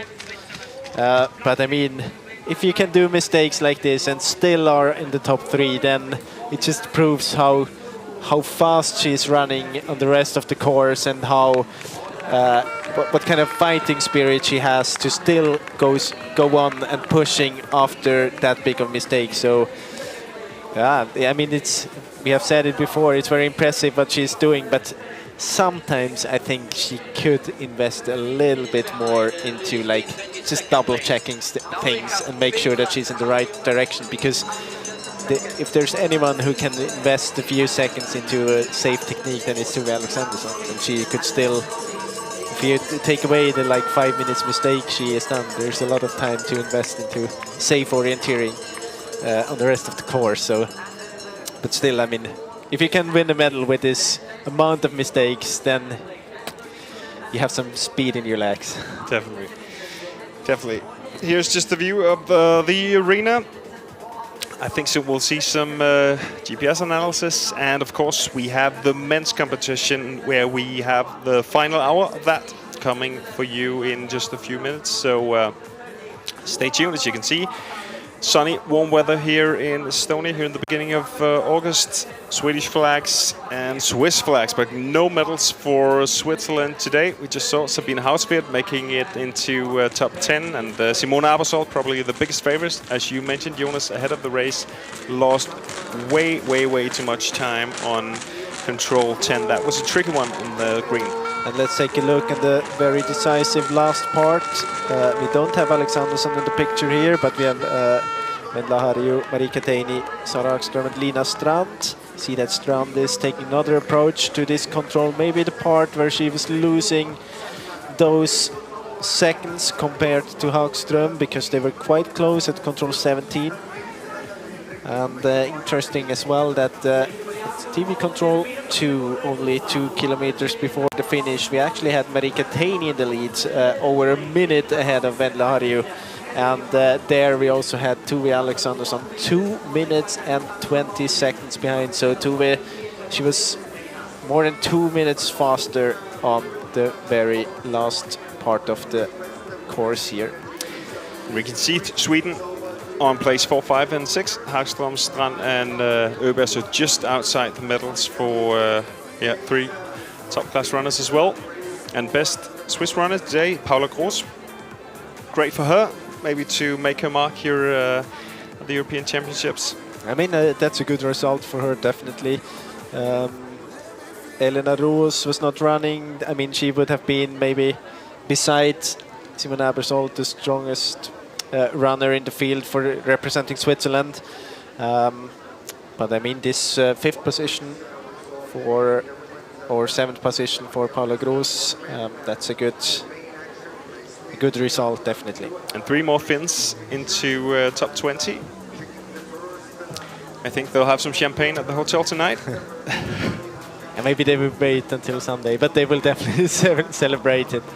Yeah, we still have men's competition as well. We saw Mika Kiermala win his heat at the middle distance qualification yesterday. So maybe it's not over with the Finnish medals today. The world sprint world champion Megan Carter Davis, 29, as we saw her early into the finish. And here we have a recap with the GPS. We see this big mistake here in the very beginning by Tove Alexandersson. We also see that Teini and Harju, both of them going around there. Also Alexandersson here in the recap. And then we see that Alexandersson already here is around 1.5 minutes behind. But you also see that her speed is very good. So she was just picking second after second. This part. At control 4, the first TV control, we had Harju in the lead of the competition. 28 seconds in front of Hagström and 56 seconds in front of Marika Teini. And then here they were splitting up, and I think this is one of the, maybe the part where Sara Hagström kind of lost the chance to fight for the gold medal when she went to this northern route choice, and she was losing a lot of time here in this greener and yellow areas, especially in this part here. She first get out of the track, then into this semi-open area and out again to this smaller track, and you can see it here. It's several minutes. She was actually 2 minutes behind at control 10, or at the TV control, at second TV control. So one runner, her luck was that the others didn't go straight here the rest of the course either. Alexandersson with the big mistake to control 6, and then Harju with a big mistake to control 10.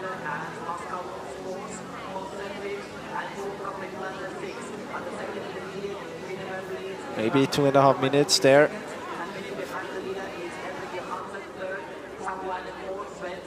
And this, of course, opened up again for Hagström, getting her the possibility to get closer to Harju and Teini.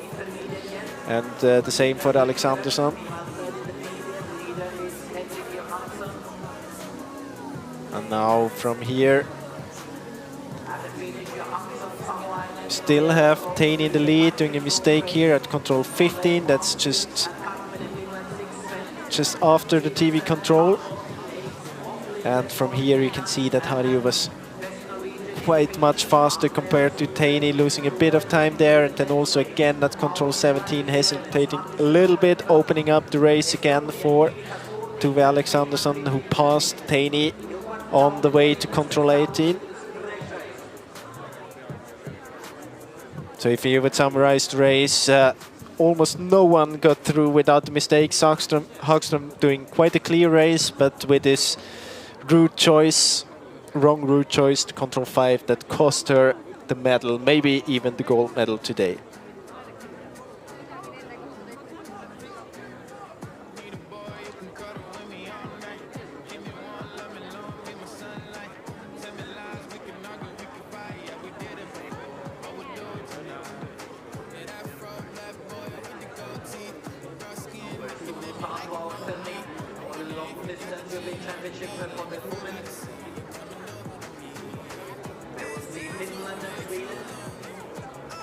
And we are still waiting for the last runners to the finish.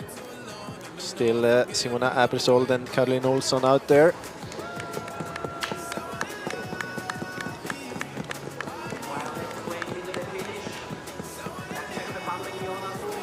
So now we are gonna go out there to the European champion Venla Harju to hear from her and her run today. And Venla, you're the European champions here, the long distance. You're the new champion. How do you feel? I'm almost quite in shock. I couldn't believe it because it wasn't perfect race. We saw you losing time out there at control 10 and maybe also other places. How was your race? I like quite much this kind of orienteering when it's quite hard to go through at times, and then also some fast running. But I had two places where I had quite big problems, but I could save them as quick as possible. And did you think about you were running for a gold medal, or did you think, oh, I've lost way too much time to be in consideration for the medals today?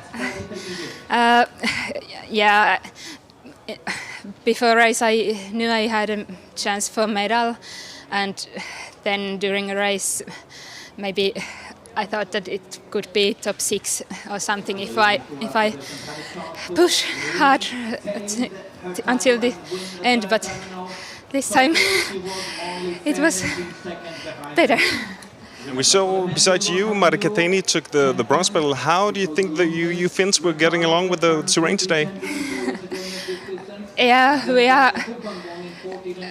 I think we are very experienced runners, Marika and me, and we have been running many jumps and many times in this kind of terrains, also maybe in Finland. So we knew that we can do it. And you seem to avoid the mistakes on the last controls, probably the last 5 or 6 controls, going faster than the others, actually maybe winning the gold there. How did you feel on the last controls? Well, it was really tough, really hot day, and I was just trying to push and thought that as our coach Thierry said, that fight for every centimeter.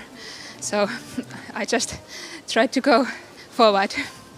And with 2 medals for Finland in just 1 competition, do you think we have more to see from Finland at these European Championships? Yeah, of course. Okay. Thank you. Thank you. So this was the European champion, Vendla Harju, in the long distance. And I think she mentioned a few very interesting things, especially that she likes this kind of terrain. And I think that's a very important point. You have to really like, and you have to take the advantage and really like this fight, because it's not very enjoyable to be out there.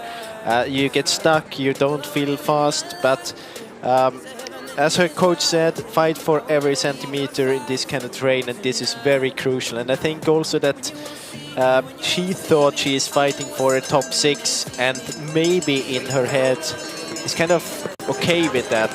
Leads also to that she keeps on fighting, she keeps on pushing, she's running for every centimeter, and in the end, maybe that makes the difference. She likes it, she tries to avoid the very big mistakes when she gets into trouble, and she's an experienced runner, and all of those things she mentioned and are very important for this kind of challenge we have seen today. And well, after all those years, I think that's a very well-deserved gold medal to Finland and Vendla Harju.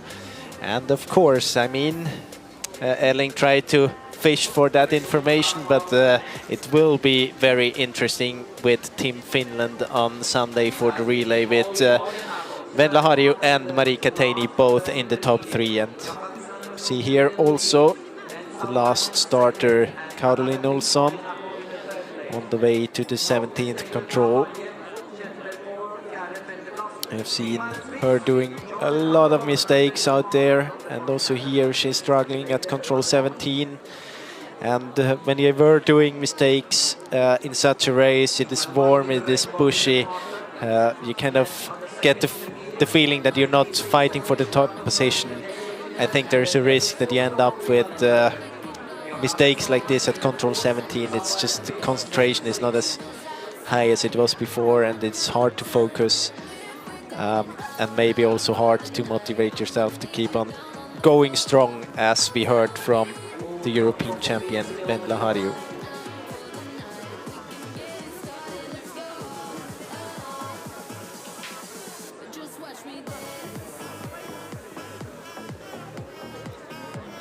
Here we are with the final results of today's race. Vendla Harju, the European champion in 1:29.52. Quite a tough long distance here, time-wise, but also regarding temperatures. Second place, Tove Alexandersson.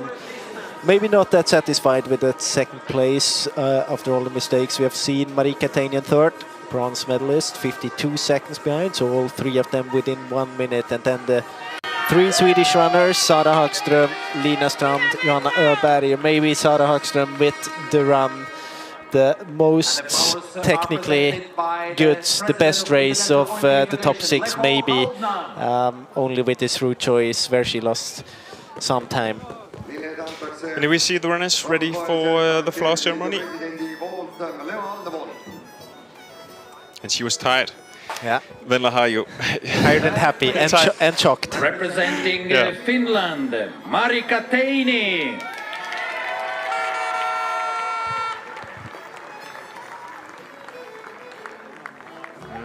Maybe, I mean, she Second place. was the European champion 4 years ago in Switzerland in middle distance. Now she won a bronze medal, Tove Alexandersson. Maybe the least satisfied person on this podium here. Yeah, we've seen bigger smiles for her. But, I mean, regarding the mistakes she did, she has to be very satisfied with this second place. And here's a happy winner today, Yeah. Vendla Harju. That smile is big, is huge. And all the way on the top of the podium, yeah. A bit touched, I think she looks.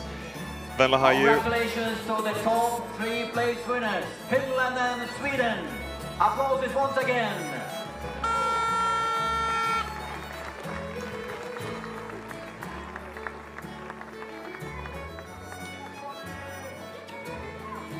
Gratulerer! Onnea!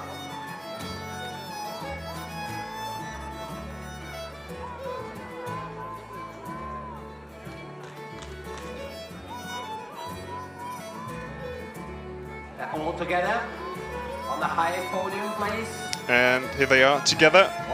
So if we would summarize the race, I mean, it's result-wise, I would say it was quite surprising. We don't have Tove Alexandersson as a winner. We have 2 Finnish runners on the podium, but the way this race developed was maybe not that unexpected. It's a tough one. It's technically difficult with this unclear terrain, a lot of vegetation based orienteering, which makes it hard to avoid mistakes, and the one with least amount of mistakes got the European champion in this women's race here. And I think with that we can move on to the men's race, focus on that one. We will. We just see like the Venla Hajo smiling here and some Finnish flags, and then we will move on to the men's race in just a few seconds. The men have been running for as long time as the women. Started out just about 10 o'clock, the first runners there. 136 men on the start list. Some of them did not start, as we will probably see in a few moments. But the men's competition today, 17.3 kilometers. And yeah, we saw the women had an expected winning time of 73 minutes. They ran for 1 hour and a half. Yeah. Now the men have an estimated winning time, as we can see, of 96 minutes. And but well, I think we will be closer, you think, to the estimated I think we'll winning be time. closer, but I did some research, and we had 5 years ago when the World Championships were in Estonia, and quite similar terrain. We had almost exactly the same distance for the course, and the winning time there by Olav Lundenes was 1:45.25. So maybe that we will see also this race here a bit slower than expected. The course quite similar to the women's course here in the beginning. A very short first control, one that Alexandersson is missing, was doing a mistake at, and then we have a small loop here, control 2, 3, 4, 5, 6, and then a very similar long leg. It's not exactly the same, but it is very similar, and I think it will be the same idea behind go through the water there at the southern route choice, and I think that will be a good decision. Then at control 9 here we have actually a splitting method. It's quite early into the race, but it will avoid situations, or they try to avoid situations that we had, for example, last year at the World Championships, when the world champion Kasper Fosser kind of had both other medalists behind him into the finish from, for a long time of the course. Then we have quite a long period. We have this green control 16-17, then a long period from 18 to 27 with this kind of orienteering we have seen in the women's race. And then a different finish, but quite similar when it comes to the technical challenge there. Go through the green part to control 29. It's more or less the last control of the course that could cause any problems. But it's quite a similar course. It will be the same difficulty as in the men's race. I think we will see the same struggle, that the few controls in the green area, they are difficult. You have to be careful there. Otherwise, try to avoid to do some parallel mistakes, and you have to keep focus all the way. Once you kind of let it go, you kind of lose a lot of time, and once you start to lose time, it often ends up in a big mistake and not only a small one. We can see some runners did not start today, and I think it's fair to say that some of the favorites are not starting today as well. Yeah, I mean, it's a pity. We were talking about this before. The Swiss team struggling a lot with the illness. We have Matthias Kiburtz not starting, Daniel Hoopman not starting. We have also, and that's another big pity from the Estonian team, which did a great qualification yesterday with both brothers Sild on the second position. They struggle with injuries, and they want to save the kind of what they have left in their bodies for Saturday, which is in a way understandable, because if you run good in the qualification in this kind of terrain and you get the chance to run at the very end, this is an advantage, and they I mean, their interpretation of the situation is that they have the biggest chance in the middle distance, so they skip the long distance. But for us, of course, and for the spectators here, it would have been very nice to see them on this long distance because they can handle this kind of terrain. But I mean, the middle distance will probably be a bigger test to the terrain knowledge and the whole exactly. soil. So the advantage is bigger when it's as more technical it gets, and of course you have a lot of tasks coming within a small amount of time in the middle distance. So the advantage is definitely bigger, and they get the chance to run at the very end. So that's good for them. And here's the look at the current standings. Henrik Johannesson of Sweden, as we saw, just some few seconds of footage of him in the leader's chair, and behind him, Eetu Savolainen and Luis Noguera from Spain in third place. But as we can see, quite a gap there, and we have plenty of runners to go who will definitely change these standings at the finish. But if Matthias Geburts is not here and Daniel Hubmann is not here, who are the biggest favorites today, Jonas? I mean, the big favorite, if you just would go after the books, then it's Kasper Fosser, of course. I mean, he's the world champion, and he's physically so strong that it will be hard for everyone else to keep up with speed. But he's the kind of full speed orienteer, so for him he is giving it all. He's going all in from the beginning, and I'm not sure if this is the kind of terrain where it is a very good thing to do. So I mean, we've seen him yesterday in the qualification. He had some struggles there, so there is a risk. There's always the risk that it will end up in the race, as we've seen from Tove Alexanderson, because I think they're quite similar in their style of orienteering. But of course, in the men's race, we have many different names who can perform very well. We have Joey Haddon, who can do good. We have Eskil Kinneberg in the picture. We have Martin Rekborn, Mika Kiermula. There are so many names. It's hard to even talk about big gold favorites here. It was very much more clear in the women's race. And here is some footage of Eskil Kinneberg has been doing great so far, I think. We should say we saw GPS tracking before of him avoiding any bigger mistakes. You can also see that he was already able to catch Jonas Ecker. Started 3 minutes in front of him.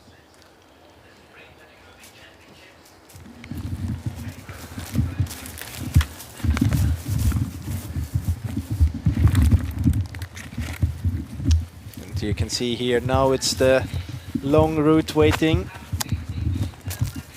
So they take some time to analyze that route choice. And from the Finnish team, Elias Kukka. Obviously, the Finnish team well prepared for the challenge waiting.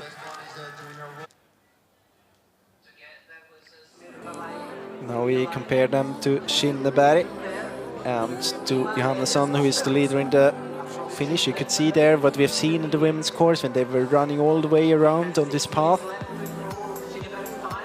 Very similar here, time-wise. Kinneberg out of the control a little bit faster than the others. Also staying up a bit higher in the slope there towards control 4. Small mistake there just before control 5. No bigger problems. And Elias Kukka on the way to control 6. Or the first TV split. It's the same TV split as in the women's race, but they have a slightly longer loop there. Got him on 3. In the very beginning. This is Kes Liland, yeah. The runner who was leading the whole group into this dead end in the sprint relay a month ago.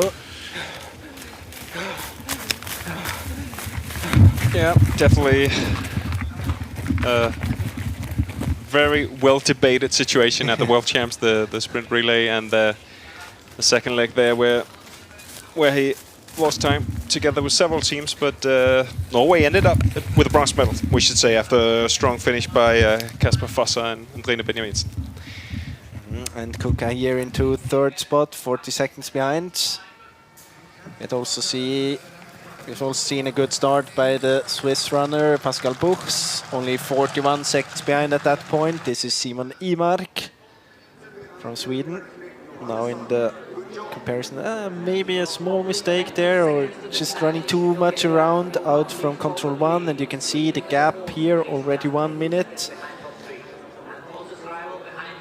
You can get the feeling, especially when we seen the comparison before between Shinneberg and Kuka and also Johannesson, that out from the control he was very fast, so he was very well prepared when he was approaching the controls, and then out from the controls he could really build up some speed.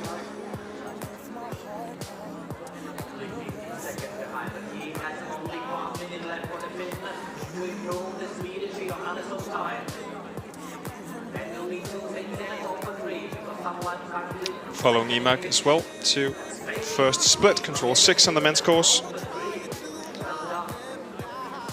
But as we saw, he has lost time.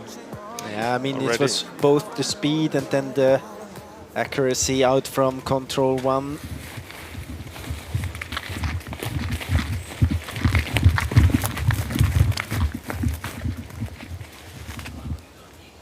Just under 3 minutes, it seems. Maybe just over 3 minutes for Simon Imark.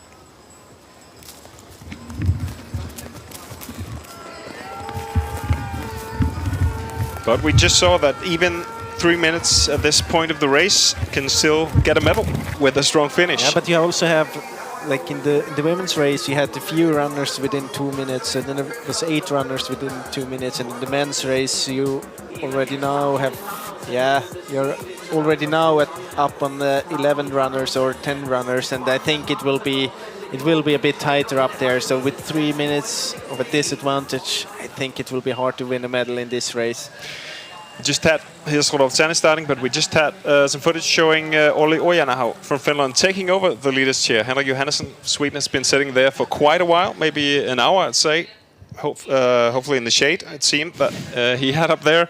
But now it's Olli Ojanaho's time, beating Henrik Johannesson with just 7 seconds. So new current leader is Olli Ojanaho of Finland. And as much as I was talking about before, that I liked when I saw the kind of precision and the tactical execution of other runners who were running around, I get the opposite feeling here. I mean, it's very well performed, but you can see that Shinneberg's tactics is to go straight on. He's using his compass a lot. He's using the direction to navigate with, which is totally fine, especially in this first part. It will be interesting to see if he will switch it a bit more when it gets greener, if he then will kind of take less risk and start to run a bit more around to avoid big mistakes. Because if you just are heading straight to the control and you just miss it by, or you don't see it and you miss it by 5 or 10 meters, then it's a very hard task to get back. And if you're a bit navigating around and try to get to the control reach to the control from one side, then it's a bit easier to know if you're too much to the left or to the right, and it's just a bit more safety you can build in. Still with Rodolf Zane.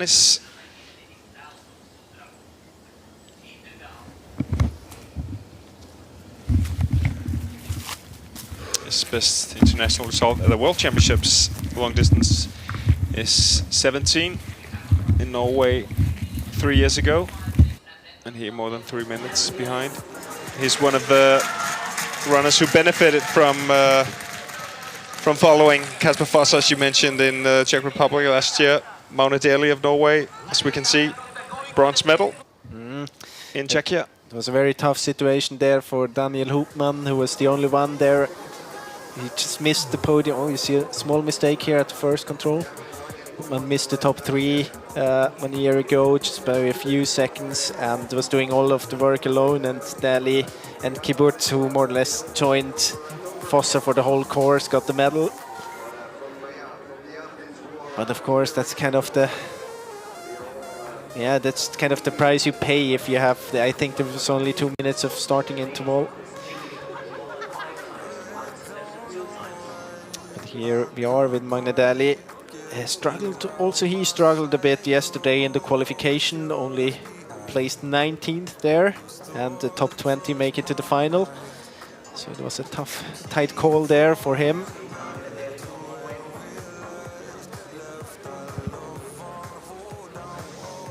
Had a silver medal, we should say, at the European Champs 6 years ago on the long distance. Czech Republic.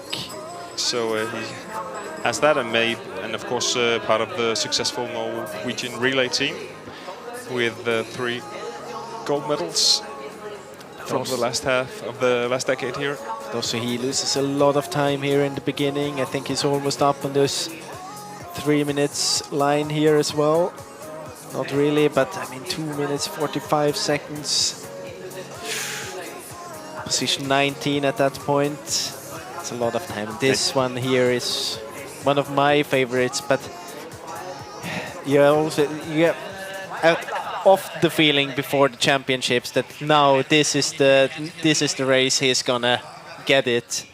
And then exactly, that's exactly the thing. Then he just does a small mistake, or he does start the race with a mistake, and then he's not running. I mean, he's not executing the leg good here. He's almost doing every mistake you can do here in the beginning. Missing direction to the first control, then not running around the marshes, hesitating. That's not a good start, and he won't get the good feedback here. Not good. Can't build up self-confidence, which is very important in the beginning of a long distance. But if you look at the mistakes he was doing and of the time loss, it's still okay, but it's too much. It's too much. He could have had the chance here to be in the lead, I guess. Coming off a win at O-ringen and a silver medal, we should say, at the Sprint World Championships in Denmark a month ago. And he struggled a bit with his back. He often does this, has problem with his back. I think it was a bit worse now after World Championships. So he was quite happy with his race in the qualification yesterday. He won a seat. Yeah. But that doesn't mean that he's happy about it, about races when he wins them. But he was quite satisfied yesterday, so that's always a sign that he did a really good performance.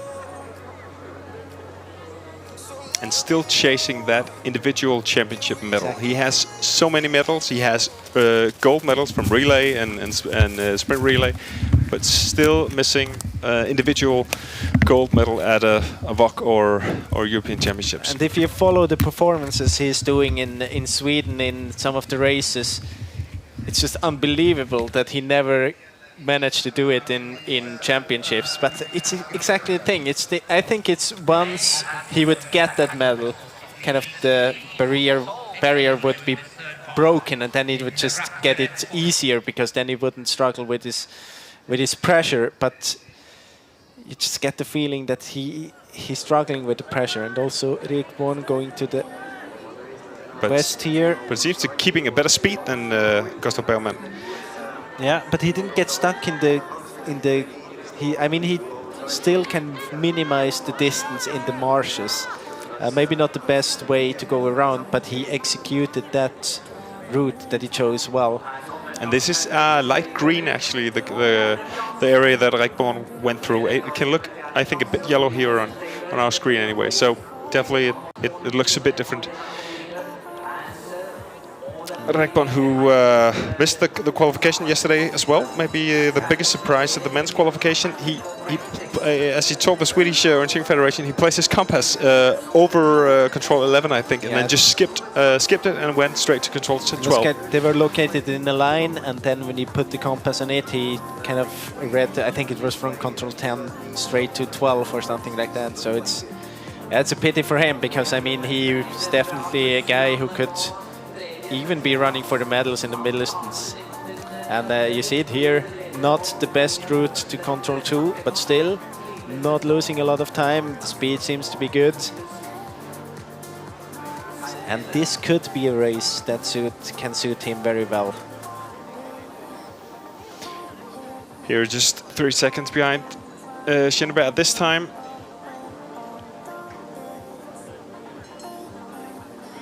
And here the world champion, long distance, Kasper Fosser.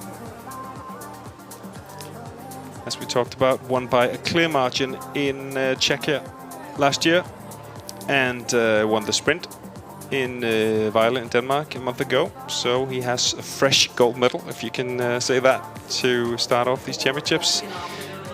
This is interesting now. Now we have Kasper Fosser in the race as well. But not... I get a really good feeling for Shinneberg here, at least in this first part. He's pushing very hard. He's very distinct in his orienteering. Very straight, executing it well, except for this fifth control here. But of course, I mean, it's a long race, and then we will have this very long leg to control 7, where you get the chance to also run a bit on path and street. So as long as Kasper Fosser doesn't do any bigger mistakes, I think we should never count him out of the race here.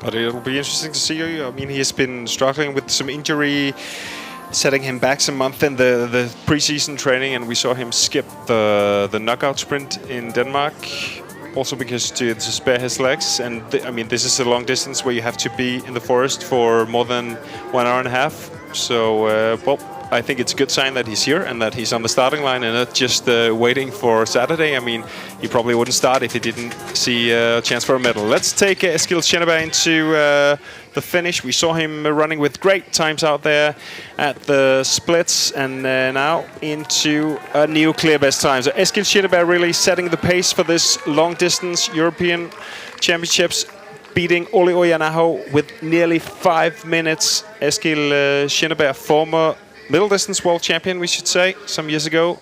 But it would really be exciting to see him up there among the medalists today. A great race, it seems, as of now.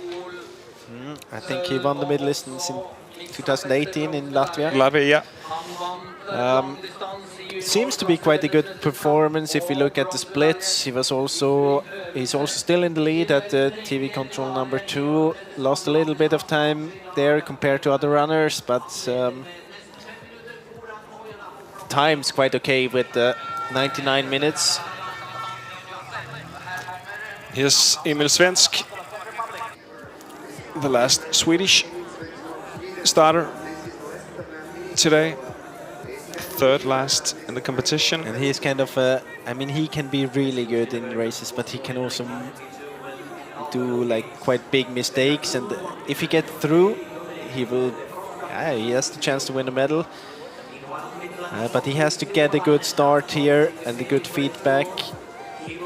So far it looks good. He has a good pace. I mean, for example, if you take last year's World Championships race, he had a horrible start, but then if you just took the race from, I think it was after a third of the course, he was by far the fastest runner. He would even have beaten Kasper Fosser there, but he lost so much time there in the beginning that he was out of the fight for the medals already early in the race. And here we see him on to control 6. And this looks really good. Good start here. That's a clear best lead, clear lead for Emil Svensk. I mean, physically, I have no doubt that he can perform well in this kind of terrain. It will, for me, I'm curious about how he will kind of tactically run in the more greener, like in the greener areas at around control 7, 8. So here the execution, you can see it here. That's the problem with Rakvere. He was in a good position, then running around this forbidden area and losing, about a minute or more. Svensk there, I think, missed control 9 a little bit.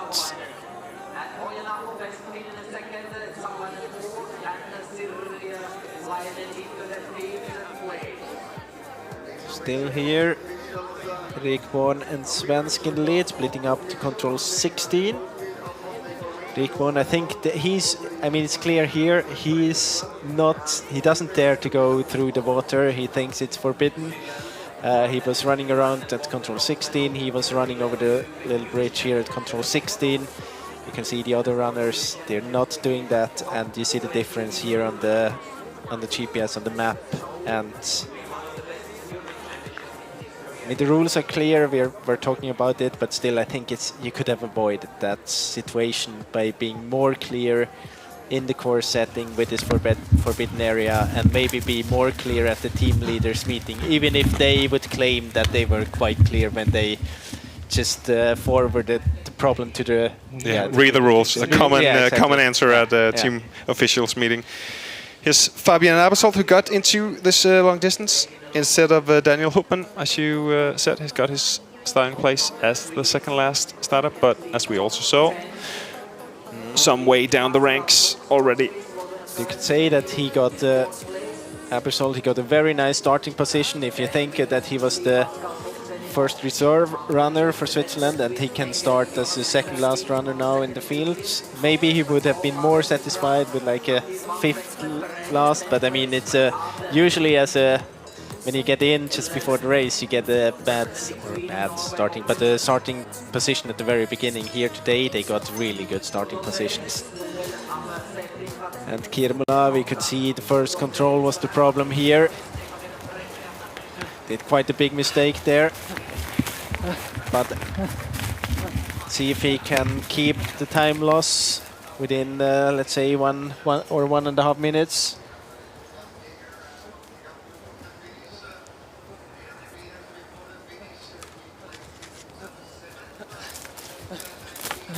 Here, 102, that's not too bad regarding the mistake he did at the first control. Kimula was the last starter at the men's field today after winning his heat as well. So here's a look at the standings at the first split. As we saw, Emil Svensk going with great pace out there, half a minute ahead of Eskil Schinneberg, and 5 Swedes in top 10. You can see the Scandinavian runners here dominating the fields. This is Jonas Ecker. I think he was running together with Eskil Schinneberg, so he lost contact there on the way somewhere on the course. So he struggled a lot with injuries the last months.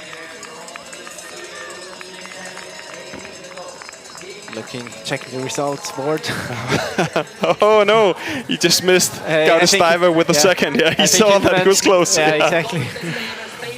It's not a good sign. Then you can really feel that he didn't have a good race when he actually would be able to push a little bit more in the run-in, but he's not doing it just because it's more convenient. Yeah. But Jonas Ecker into 7th, as we saw.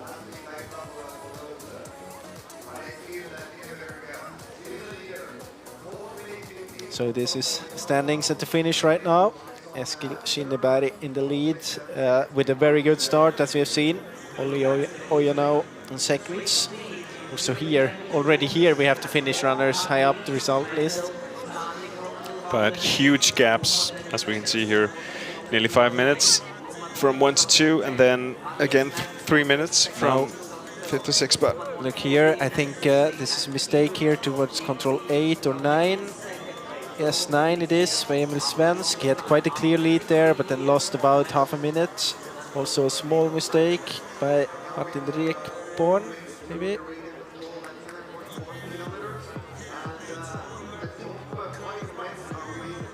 And then, but we know that Rekborn would have has done a great run so far, but he just, if you count down the time loss he has avoiding the water, then he would definitely be fighting for the lead here, because he will lose some time here as well, going to the south and taking the bridge over the river. And here's Lukas Lehlen. Look at the time lost there at control 2, control 23, 18 minutes and 17 seconds behind.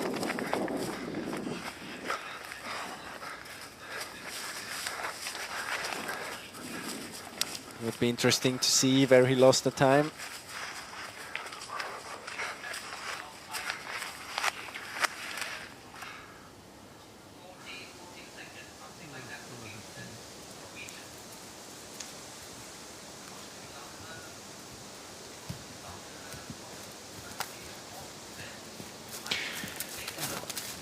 And that's 33rd for Leland at control 25.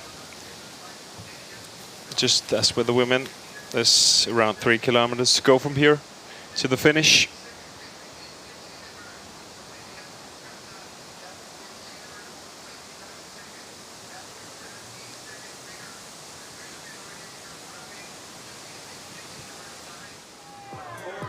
So you're back with the leading group, and you see here Rakvere going to the south and then going into this. I mean, if you go there, it's not the same control as in the women's race. Then you have to fight all the way through this marsh, and this costs time.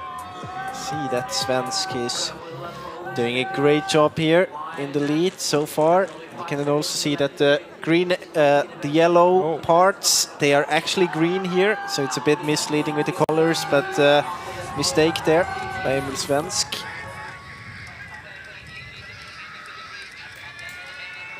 Quite a good run as well for Elias Kuka. Another great finish run.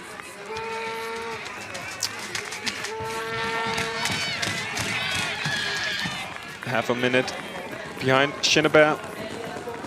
Kuka with approximately 10 runners behind him.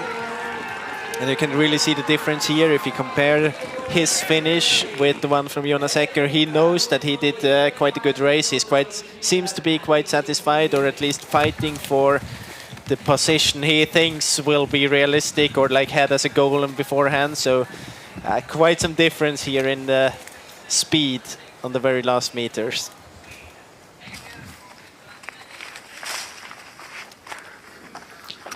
Here goes Cernis to the second TV control.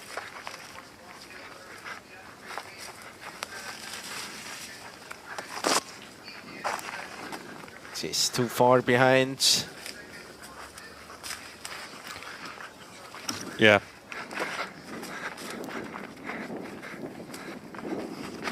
Passes the time of Victor Svensk, Emil's brother.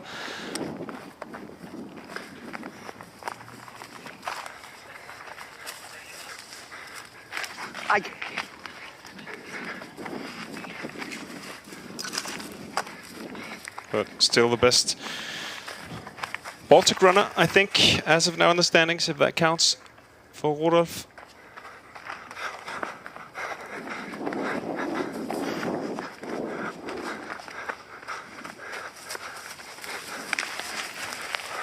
Didn't really get out on the track, very expected, and took a few steps just to get sure where he's leaving. And then you can see here you also get the track from the earlier runners towards this TV control.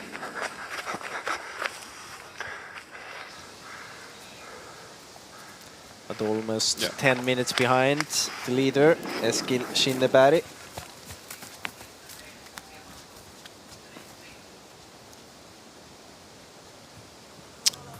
So this is Leland, and yeah, that might be the reason why we have seen that big time gap before.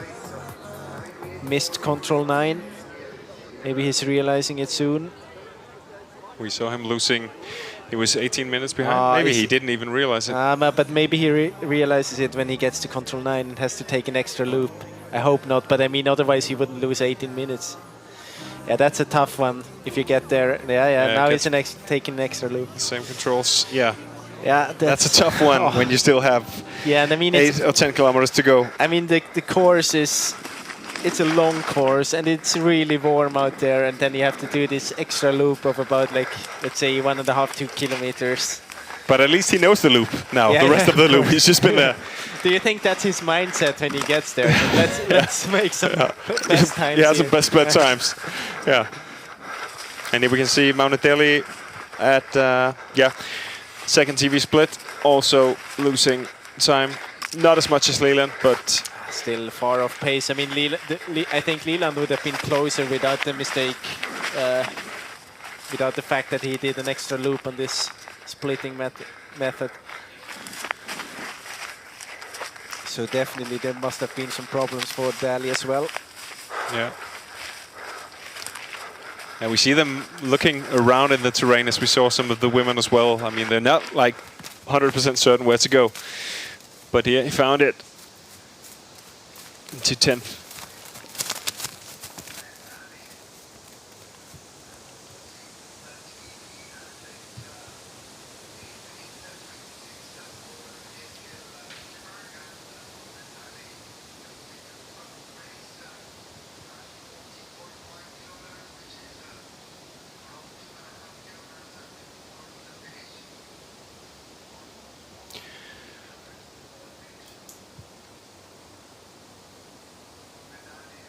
And I think soon we'll see some other runners there.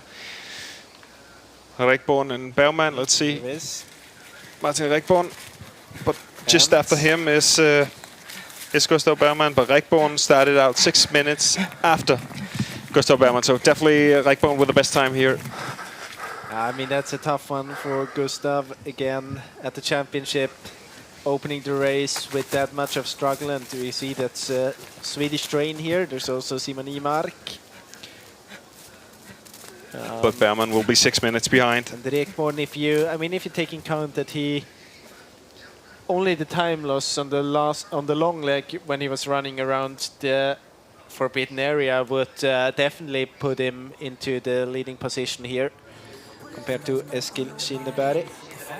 Let's compare them also with Elias Kuka running into the marsh, going down too early there, having to fight all the way through this area. I mean, the marshes, they are not too wet. It's more the vegetation that's a problem to stun it, because it's high grass. It really slows you down. So it's not that it's a tough one because it's so wet, but it's the vegetation on it that makes it so difficult or so slow.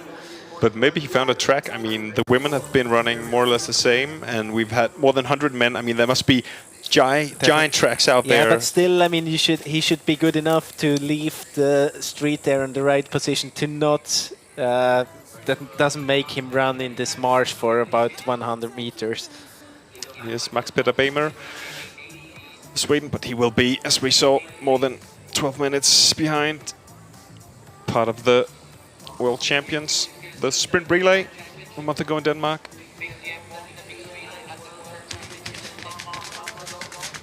See him into 16th position here. If he has something left for us in the sprint, oh, he's taking it easy. Again, you can see the difference between the runners who are satisfied with their run and the ones not. Yeah, not much. No hint of a smile there for Max Peter Bämer. 16 as of now.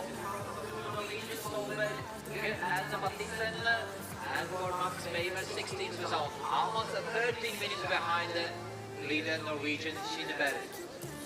Kuka second, Oyanako third.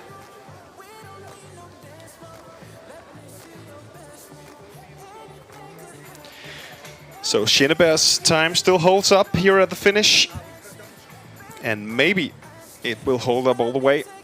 Biggest contenders right now seem to be Emil Svensk and Martin Rekborn. I mean, if you look at the split times, he's on the second position at the first TV split. Skinneberg is in the lead at the second TV split, but as you mentioned before, we're still waiting for Kasper Fosser, we're waiting for Emil Svensk.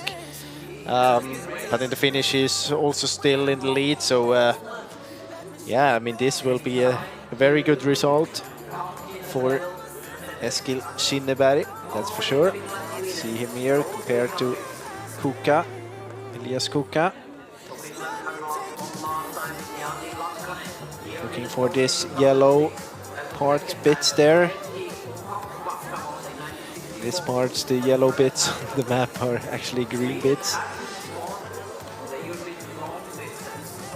And the green is really green. Yeah. Yeah. But Skinneberg goes through, and as we saw with the Finnish women, that seems to be a great route choice. Yeah, maybe not the best option there. If it will be a fight for seconds at control 30, maybe that he didn't pick the right option there.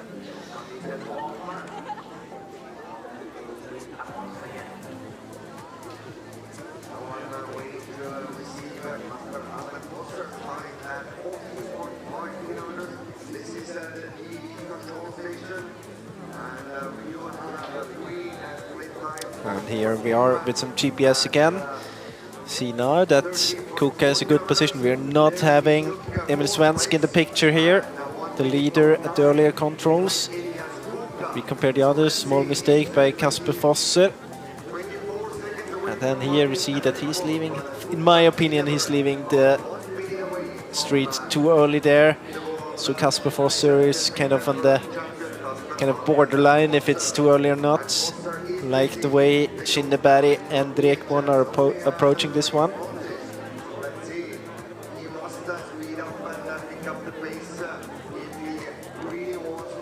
Kasper Fosser, the fifth last runner to start. So approaching the finish. And we saw that Kuka had a great position at control 23. But with this smaller mistake here at control 24, I hope he won't regret that in the very end. Or he will definitely, but I hope he won't be like make a very big difference on the result. Right now Kuka 35 seconds behind. Shinneberg at the finish in second position. And this is Kasper Fosse on the way now to the second TV control. That seems good, but we have, we both have Kasper Fosse, and after him, I think he's more than a minute behind here.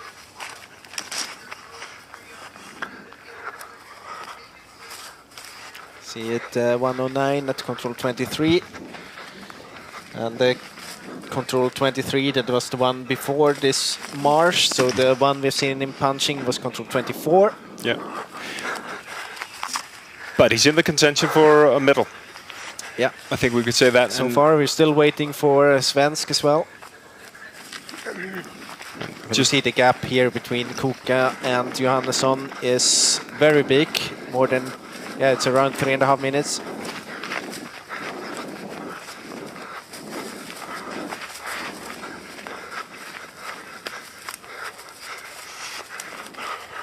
But I just saw him at the World Games taking more than half a minute on Matthias Kiburtz on the last loop, which was only 3 or 4 controls, and he told us that he was just like pushing with everything he had. Oh, a fall there for Fosse, and now he seems to be losing time.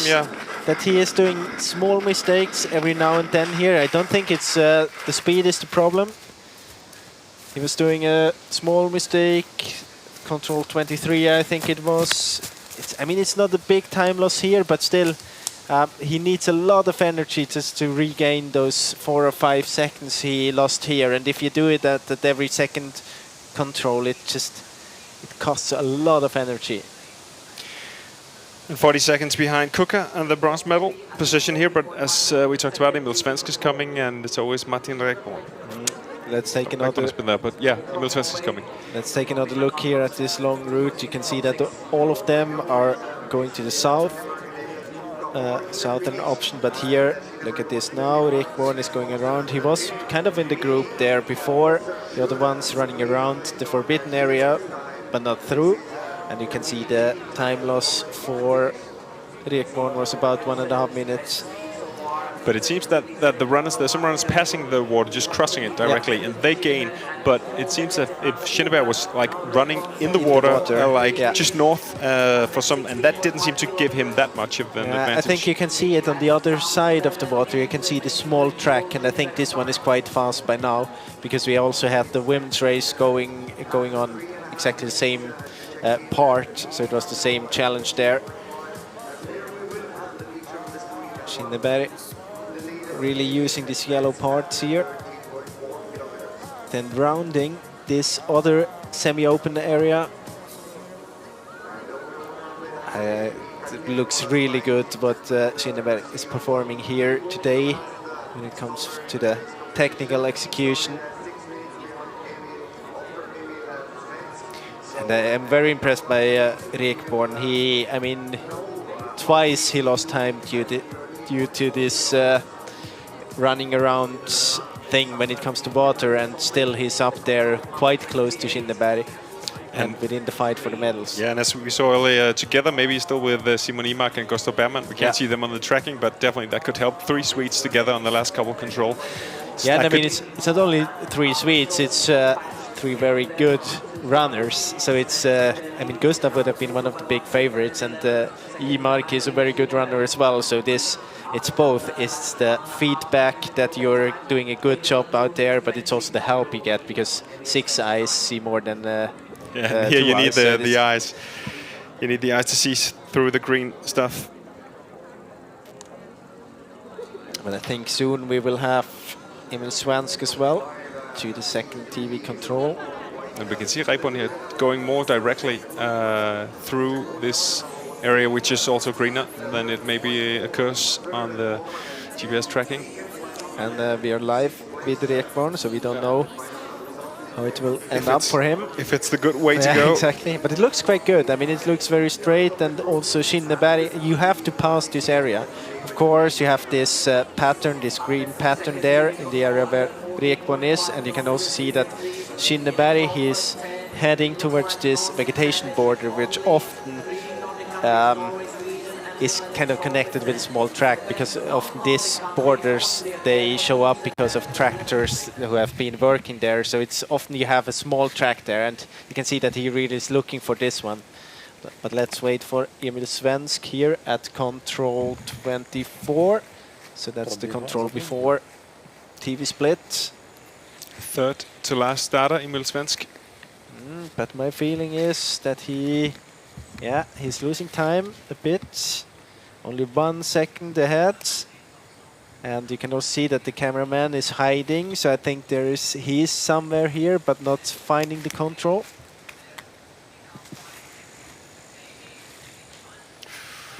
And so my feeling is that he's doing a mistake at exactly that control. Yes, indeed. Just what we talked And about, you can be so close to the control and still miss it. And that's what I meant. I mean, if you're heading towards the control in a straight line and you kind of miss the features before and you just know that you have to hit the control in that direction, but if you miss it, it's so hard to relocate. And now you can see that he thought that he would be more to the west in this other depression there, going more to the east from there, but now heading down to the marsh.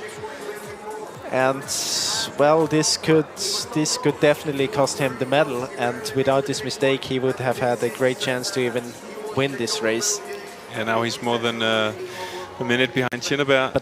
But now he got to a position where he should be able to relocate, because it's the place where the marsh is going around the corner, so it makes a 90 degrees kind of edge there, so he should be able to relocate at that position, and here he is. Here he is. But he lost definitely around 2 minutes here. Yeah. It's already now behind, and he has to go all the way to the next control. So that was probably the medal. Yeah, I mean, we don't have all of the others into the finish yet, but it can be. It looks very likely that he lost a medal or even the gold medal here. Yeah, we saw all the green split times. He has been ahead all the way through the course. This is just, he's 14 kilometers into the course now. He just has 3 kilometers and 5 controls to go from here, 6 controls. But he could also see that he already before this mistake must have done a small thing, because he was only 1 second ahead at control 23. And I think, I mean, if you start, maybe it can be an indication that he starts to be tired. It can lead to that he start to doubt about if you really still are able to execute all of the controls well. You see it there. Okay, it's from between control 8 and 23. That's a long period where he lost those 42 seconds. But then 1.5 minutes time loss at control 24. Just less of a minute behind Elias Kuka. Yeah. And there was a small mistake at control 19 already. But the big time loss later at control 23.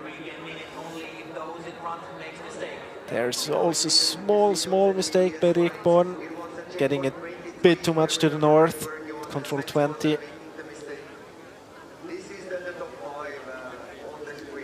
Nice view. Be the 3 Swedish runners together, maybe. Counted to count very. No, yeah, Martin 1, Rakvere 2, together with 3, 4, 5. Is it 5 runners? You can see there one. Could be we saw him together with 4 Christoph runners. Bergman and Simon Imak earlier. I think there are 4 runners there. Martin Rakvere into the last couple of controls. We'll have probably a decision. He seems to be the only one who can threaten Eskil Shinneberg to the gold medal right now. We have Kasper Foss out there, we have Emil Svensk, but they were more than a minute behind at the last TV splits. So now we are on the way to I think control 30.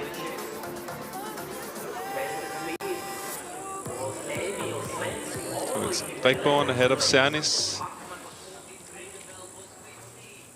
And Mounted Daly as well. yeah, Gustav Bergman. So Imark is not in the group anymore. It will be quite... Nah, that will be good enough. Yeah, that seems to be... What a great race by Martin Rekborn. What a race he has. Yeah, I mean, the only time loss we have seen really was this route choices when he was running around, or the only bigger time losses. And I mean, I can't really blame him for that one. It's not, in my opinion, you could have done it more clear on the map. So very good run and very good performance by Martin Rekborn. But let's see his finish. I mean, this could be the new European champion of the long distance, Martin Rekborn of Sweden. What a race. What a race for Martin Rekborn. Could be the biggest race of his career so far, aiming for the gold. And we can see Magne Daly and Gustav Bergman entering the finish as well. But Martin Rekborn into the finish, pushes Eskil Schinneberg into silver position and Elias Kuka into bronze position as of now. Still, I think, 2 contenders we have for the medals right now, Kasper Fosser and Emil Svensk. Yeah. And there are, but they were 1 minute and 10 seconds and 1 minute and 25 seconds behind. So to run over a minute faster compared to Martin Rekborn on this last part, it feels very unlikely to me. Yeah, definitely. I think this is the new European champion of the long distance, Martin Rekborn. We haven't seen, I mean, beside the time losses and just a few small zigzags into the controls, but no like major mistakes as we saw with many of the other runners. So Martin Rekborn heading for the leader's chair at the podium and probably heading for the highest position and a gold medal for him today, it seems. Let's take the runners into the finish before we conclude on anything. Here we see it, Martin Rekborn, 31 seconds ahead of Schinneberg and half a minute down to Elias Kuka. And then still a gap of more than 4 minutes to Olli Ojanaho. Look at this Scandinavian dominance here. Yeah, normally we see some Swiss runners, but I mean, Matthias Geburt and Daniel Hubmann are not here, and the terrain is not their home soil. We can say that. No, but I mean, it's the strongest 2 runners out for this competition for the Swiss team, and I mean, then it's very hard to compete against the others here. Jonas Ecker, best Swiss. 9 minutes and 15 seconds behind, and you could see that he was not even satisfied with his run there, kind of giving away the 10th position on the last meters. But very, very impressive by Martin Rekborn with his run here. We've said it before, 1.5 minute time loss on the long route choice. Then another few seconds to control 16. And now we have a kind of a replay here. Emil Svensk going down there towards the river, then missing the control. There at control 23, he had a mistake at control 19 as well. Just could feel that he starts to get a bit tired, maybe not able to execute the legs as accurate as before. Kuka kind of giving away his chance here towards control 24, the same as Emil Svensk. For me, it's very unexpected that this control 24 is one of the most decisive ones in this competition. It is rather, I mean, open forest. Yeah. And there should be lots of tracks out there. But it's just after a period where he had the chance to run on the street, and maybe it just... The runners kind of shut down their brain. Yeah, but you take the chance when you get them to rest a little bit to let the focus go, but then you have to refocus after that to be ready for the challenge. And definitely Svensk and Kuka, they struggled with this. And here again up at the drone, waiting for Simon Imak, but he has lost lots of time on the last couple of controls. He was together with Bergman and Rekborn just 10 minutes ago, and we can see here, 20 minutes and just the last. But you can see once he lost time, and he noticed that the other runner, that they kind of caught him, and once you have to let that group go as well, on a long distance with these temperatures, it's very hard to keep on going and to be fast after that. Even if you kind of try to refocus and try to restart at every control, it's just, it's not the same, and you're not performing as well after, yeah, after you kind of hit the wall mentally and maybe physically as well. And maybe you already started to think ahead of Saturday's middle distance if you're running that. You can see it's just jogging here. Yeah.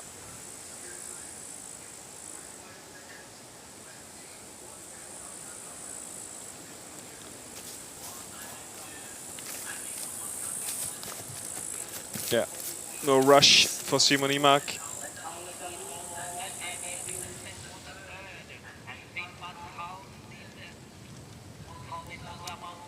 So we are waiting for Kasper Fosser. Kasper Fosser. Emil Svensk is still out there.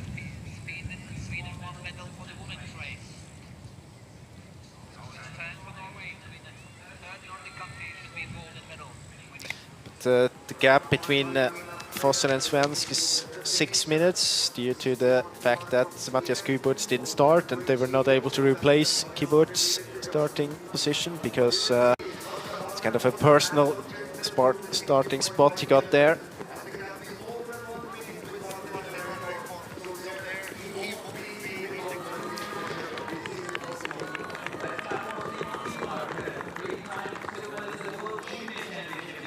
Kasper Fosser right now entering control 30, the second to last control.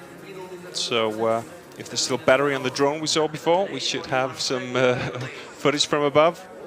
And Mika Kiemola, the last starter. You can see he lost time there at control 17, 16, 17. Then another quite big time lost, control 24 later on. He was choosing to go to the bridge, the same as Martin Rekborn to control 16. So, well, quite many time losses here, but still with a good performance if you take the result. I mean, he will still end up in about, yeah, maybe around top 10, maybe just outside. But if you look at the time losses here, he would have been able to handle this terrain with a bit more focus or a bit more precision. This Fosser, we know, still a possibility for him to get a medal with a fast finish, but he has to take, no, I don't think he'll make it. 136 behind at control 30.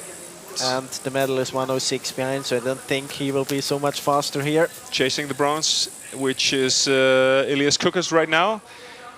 But that's the one he can reach for, I think. Eskil Schenneberg and Martin Rekborg's time is a no-go for Kasper Fosser. Let's see here. No, he won't be able to catch up with it. Kukas' time, it will be a 4th place for Kasper Fosser. A sprint, we saw him making some losing time as well out there on the course, and that's just too much today. Kasper Fosser into 4th spot. The reigning world champion of the long distance will be number 4 or 5, as we will see in just a few minutes here at the European Champions in Estonia. 138 behind Martin Rekborn. I can see it's really, I think it's very hard for him to analyze this run just after the finish. You never get a good feeling. You don't know if it's the speed, you don't know if it's the precision, it's how many mistakes did the others do. I think when you get to the finish here, you could also feel that on the last control. I think he is a bit surprised over the result when he gets to the finish line, because it didn't seem that he really, when you just would see him in the picture, you wouldn't think that he was fighting for a top 5 position here. But it's so hard in this kind of terrain to really get a feeling over over your position in the race. And you can see here he gets a little bit stuck in the green area, losing time here as well towards control 29. And we heard Ben Lahayu tell us after the women's race that it's hard to know where you're at. It's hard to know if you're running for a gold medal or just the top 6, as she told us. So, yeah. Kirmula into 12th position at TV control 2. Following him here for a little bit.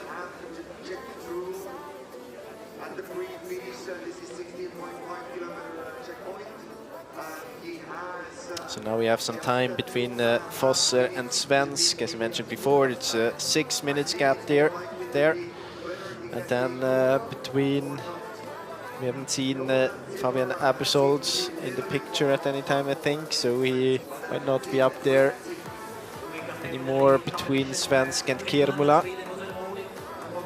And here we're looking at standing set split 2, so we can see that Emil Svensk is the last contender for a medal, and he has to take a minute, nearly a minute, on Elias Kuka. But we also know that Rekborn was able to kind of pass Eskil Skinneberg here, so he had a good finish. So this, I don't think this is possible.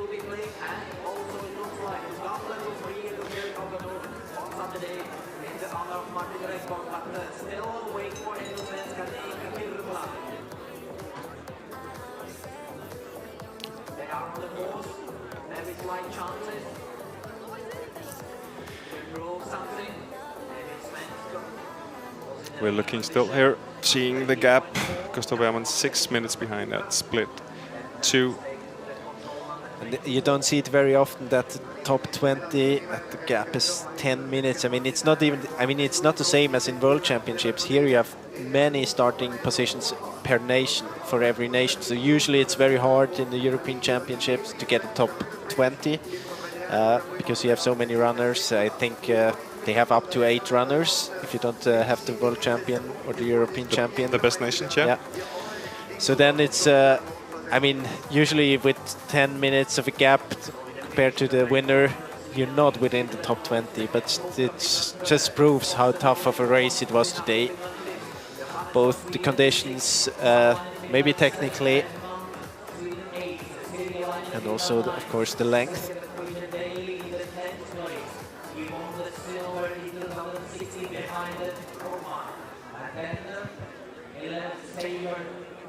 Still haven't seen Emil Svensk.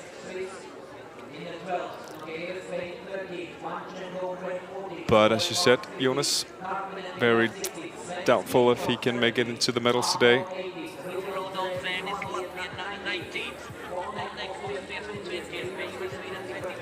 Yeah, I mean, we didn't see a real... We didn't really see a clear mistake in the end of any of the other runners, and this is a replay from the, well, top 4 in this race. I think it's, maybe we can say that already. You see that Rekborn going more to the south, the only one here. Not losing time here, but in the very beginning, Skinneberg was so strong. Had already here Fosse with kind of a time loss on this first controls. And in this part, I really liked the style Skinneberg was executing the controls, going very straight to the controls, except for this small mistake at control 5. Rekborn in second position, and this here, you can see now Rekborn is in the lead of the group when he is getting out to this passage here and then choosing to go all the way around. I think he's the only one. Losing quite a lot of time doing this, more than a minute, and still fighting his way back all the way to the leads. You can see the kind of difference in the speed, and he's already up there again at control 7. So very well executed from this part, from this forbidden area, all the way up to control 7. Small mistake there at control 13.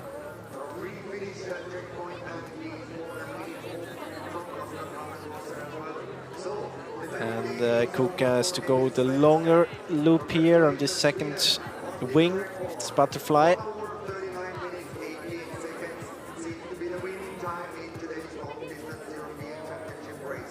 For the first time now, Rekborn back, but then directly with his route choice to the south, losing time here as well. Again, he is about a minute behind.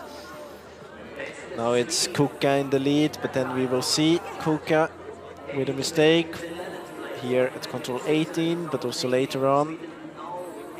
Rekborn maybe not with the best option here towards control 19, going a bit much to the east. And here you can see again Rekborn almost a minute behind at this point.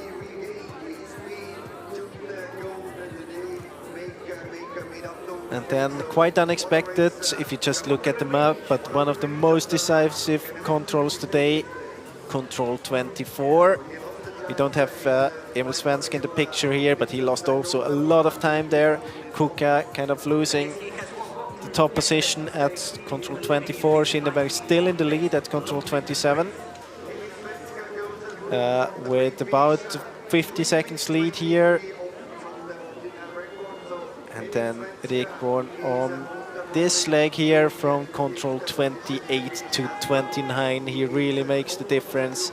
Schinderberg gets stuck there in the green area, and this leads to the fact that Rekborn is up in the lead again, going straight there from control 30 to 31. And as it seems now, winning the race doing that. Here we have Emil Svensk on the last meters. He lost time in the very end again, but still getting into a 5th position, 3:19 behind.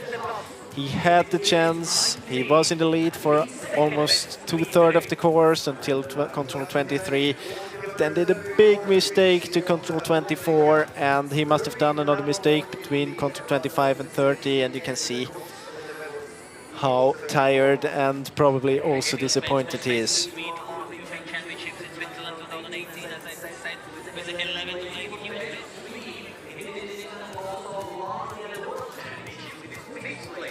I hope he can cheer for his teammate Martin Rakvere, who took the gold medal in today's competition. Gold medal still goes to Sweden. So now we are waiting for Kirmula to the finish. He was at the second TV control with position 12, but it will be still around 6 minutes.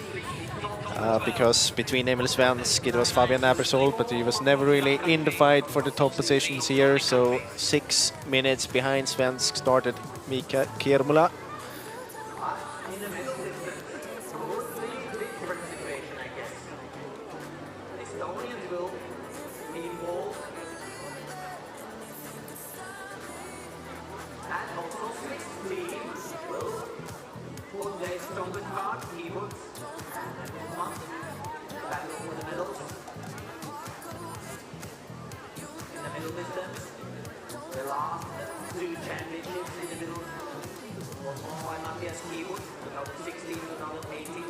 This is the drone desperately looking for Mika Kirmula, but I think it has to stay up there for a while, for another five minutes maybe, in order to get Kirmula into the picture. But now it's really time to say new European champion in long distance from Sweden, Martin Rekborn, with a very, very good race all the way, especially think about the fact as well that he picked the wrong option there when he was going around to the right at the forbidden area, and then also picked the wrong route towards control 16. But immediately after those mistakes, he managed to kind of get back, and with very well executed legs to control 7 and 17-18 to get back into the lead. And this is Kirmula, and you can see he's still quite far off control 29 here towards the end. And you see at the time Kirmula is on the way to control 29. The European champion Martin Rekborn was already in the finish, and now we will hear a few words from him. Yeah, Martin, congratulations on your victory. How is it to be European champion? I don't think I have understood it yet. I'm so tired. Everything is just empty. And how was your race? Yeah, it was. I think I felt strong in the start. Then about halfway through, I got really tired, but still felt I had good speed. And then I could see Gustav somewhere ahead of me sometimes, and knew that I had picked 6 minutes on him. And then we caught Simon Imark, and in the last part also Dali. So I know this was a good race, and I was really tired, but I still managed to push the whole way. So yeah, I'm really happy with that. And how much do you think it meant that you caught up with Gustav and Simon for your pace, for your speed and errors, which you didn't seem to make any of? Yeah, when I caught them, I immediately got ahead of them, so I understood that I was stronger and had caught them mostly by running, I think. So yeah, it was good to get that feedback when you are really tired, and this is a good race. I still have the speed, so it's just to continue push. And you seem to like the terrain, avoiding any big mistakes out there. We've seen lots of runners throwing away minutes out there, but you seem to avoid it. How did you experience your feeling for the terrain? I saw yesterday that I was in control and was in good shape, so just continue with that today, and be really sure to pick all the controls today. So I checked the code, the number, every control. Yeah, you missed out on the qualification. Did that mean anything for your race today? Did you feel eager to prove something today? I saw I had good speed and had good technique in this terrain, so I know I tried not to dwell in it too much and tried to steer the anger towards something constructive today, because I know I had a good chance if I just kept it together. And this is probably the biggest result of your career. How does that feel, being European champion? I'm so tired now. No, I don't believe it yet. Okay, thank you, Martin, and congratulations. Thank you very much. Really not the situation right now for him to talk about feeling. He still can't believe it and is far too tired.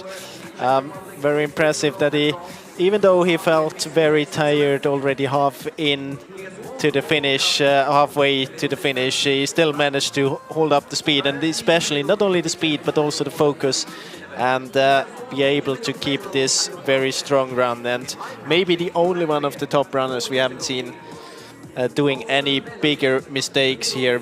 As Erling mentioned in the interview, we have seen many runners who kind of threw away their chance for medals. Kasper Fosser, one of them, for example. Also, Emil Svensk at Control 24 and before. So he was really able to keep the stuff together and do a very well performance here. Also regarding the fact that he didn't perform, and he was into that, joking about it a little bit, that he missed out of the qualification yesterday. I think he didn't take it so relaxed yesterday, but to refocus today and really pick out the positive things, even though you missed the qualification, is a very impressive thing to do, and then to be back on the start line today and perform in the manner he did is very well deserved gold medal for Martin Drekborn. Still battery on the drone in the finish area? It is still up there looking for Kirmula. I think we still we first get in Fabian Abersold. We've seen him in the picture before. The manhunt for Mika Kirmula. It is. But he won't make it into the medals, but another medal for Finland as well. It is another medal for Finland. Elias Kukan third. I mean, if you look at this result list, it's surprising that we only see Scandinavians in the top 10 here. I think the first one outside from the Scandinavian countries is Jonas Ekkeron, will end up on 13th position, and otherwise you have Finland, Norway and Sweden up in the top positions. Here we have him, finally, so the drone can go back to the base. Here is Mika Kirmula, last starter today. Still, he's going to go for a top 10 here. And he seems to be keeping up the pace as well here into the last control. We've seen some of the runners placed a little worse than him jog in, but Mika Kirmula is definitely, I think, still running for something. Anyways, a top 10. We can see. Won't read. Maybe for Savolainen. Maybe for a 9th position will be very tight. But it is possible. Maybe. Yeah, he was 9th a year ago in Czechia of a long distance. And we'll see if he'll catch up with Gustav Bergman's time. It will be probably the same. Oh, just 1 second behind Bergman into 10th place. Mika Kiemola. He can smile. Yeah, It's but impressive. there's something he doesn't understand. At the last World Championship, he was 9th, now 10th at the European Championship. Maybe not really enjoying the ride over the course here. And he can walk as well. So this is the final results with the new European champion from Sweden, Martin Rekborn. Eskil Kinneberg, silver medalist. And as we talked about, bronze medal for Elias Kukka of Finland. We saw the women's class, gold medal for Venla Harju, Finland, and silver medal for Tove Alexandersen, Sweden. And a bronze medal for Finland as well with Mara Katani. So 3 medals for Finland today. They have had a great start to these European champions. Finland as well at the World Championships in Denmark. The sprint relay was out in the very discussed green area and losing seconds there.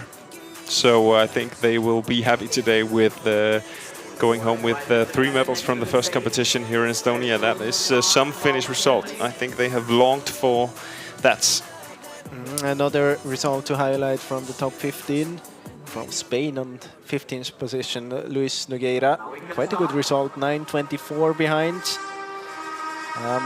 I think he would have taken that if you had promised him on beforehand. Maybe the biggest surprise in the competition is that we didn't see Kasper Fosser, or we don't see Kasper Fosser here in this picture among the top 3. A bit unsure about... Yeah, but they have to change places, yeah. Elias Kukka should go to 3rd spot, yeah. You see how experienced they are in going up there. Yeah. Kinneberg has been in the middle, it's quite easy if you win it. Yeah. So, with the Finnish flag, celebrating his bronze medal in just a few seconds, Elias Kukka.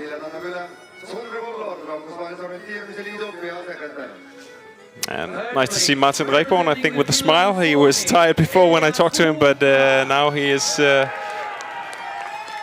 found the smile. And maybe the biggest smile of all 3 of them is this guy here, Elias Kukka. It is a surprise that he wins this medal for sure, but very good performance here, and even had some smaller mistakes, I think, on the way, as almost all of the others as well.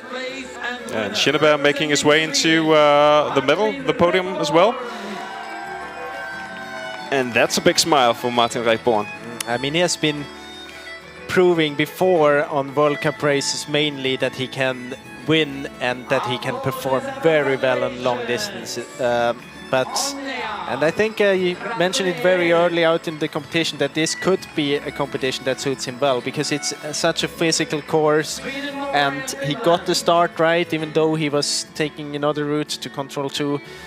It seemed that he got into the competition in a very good way, and when you saw him running after this forbidden area up to Control 7, just almost a minute faster than all the other ones on the second part of the long leg, that was very impressive. And yeah, there you could see that he will be a very dangerous guy fighting for the medals today. Yeah, keeping up.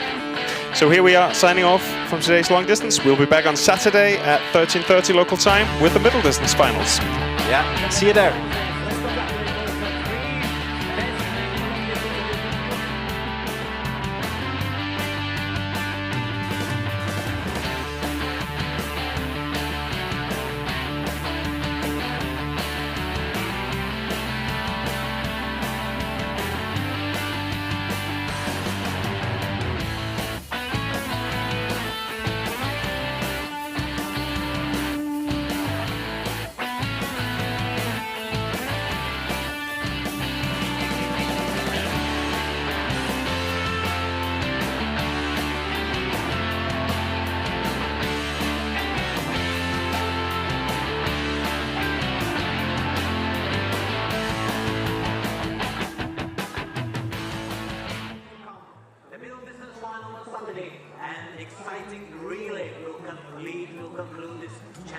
In Estonia for the second time European Championships in this beautiful Baltic country, Estonia. Thank you, Eesti, Aita, and Rakvere as well. But still, one free day, and then to closing event.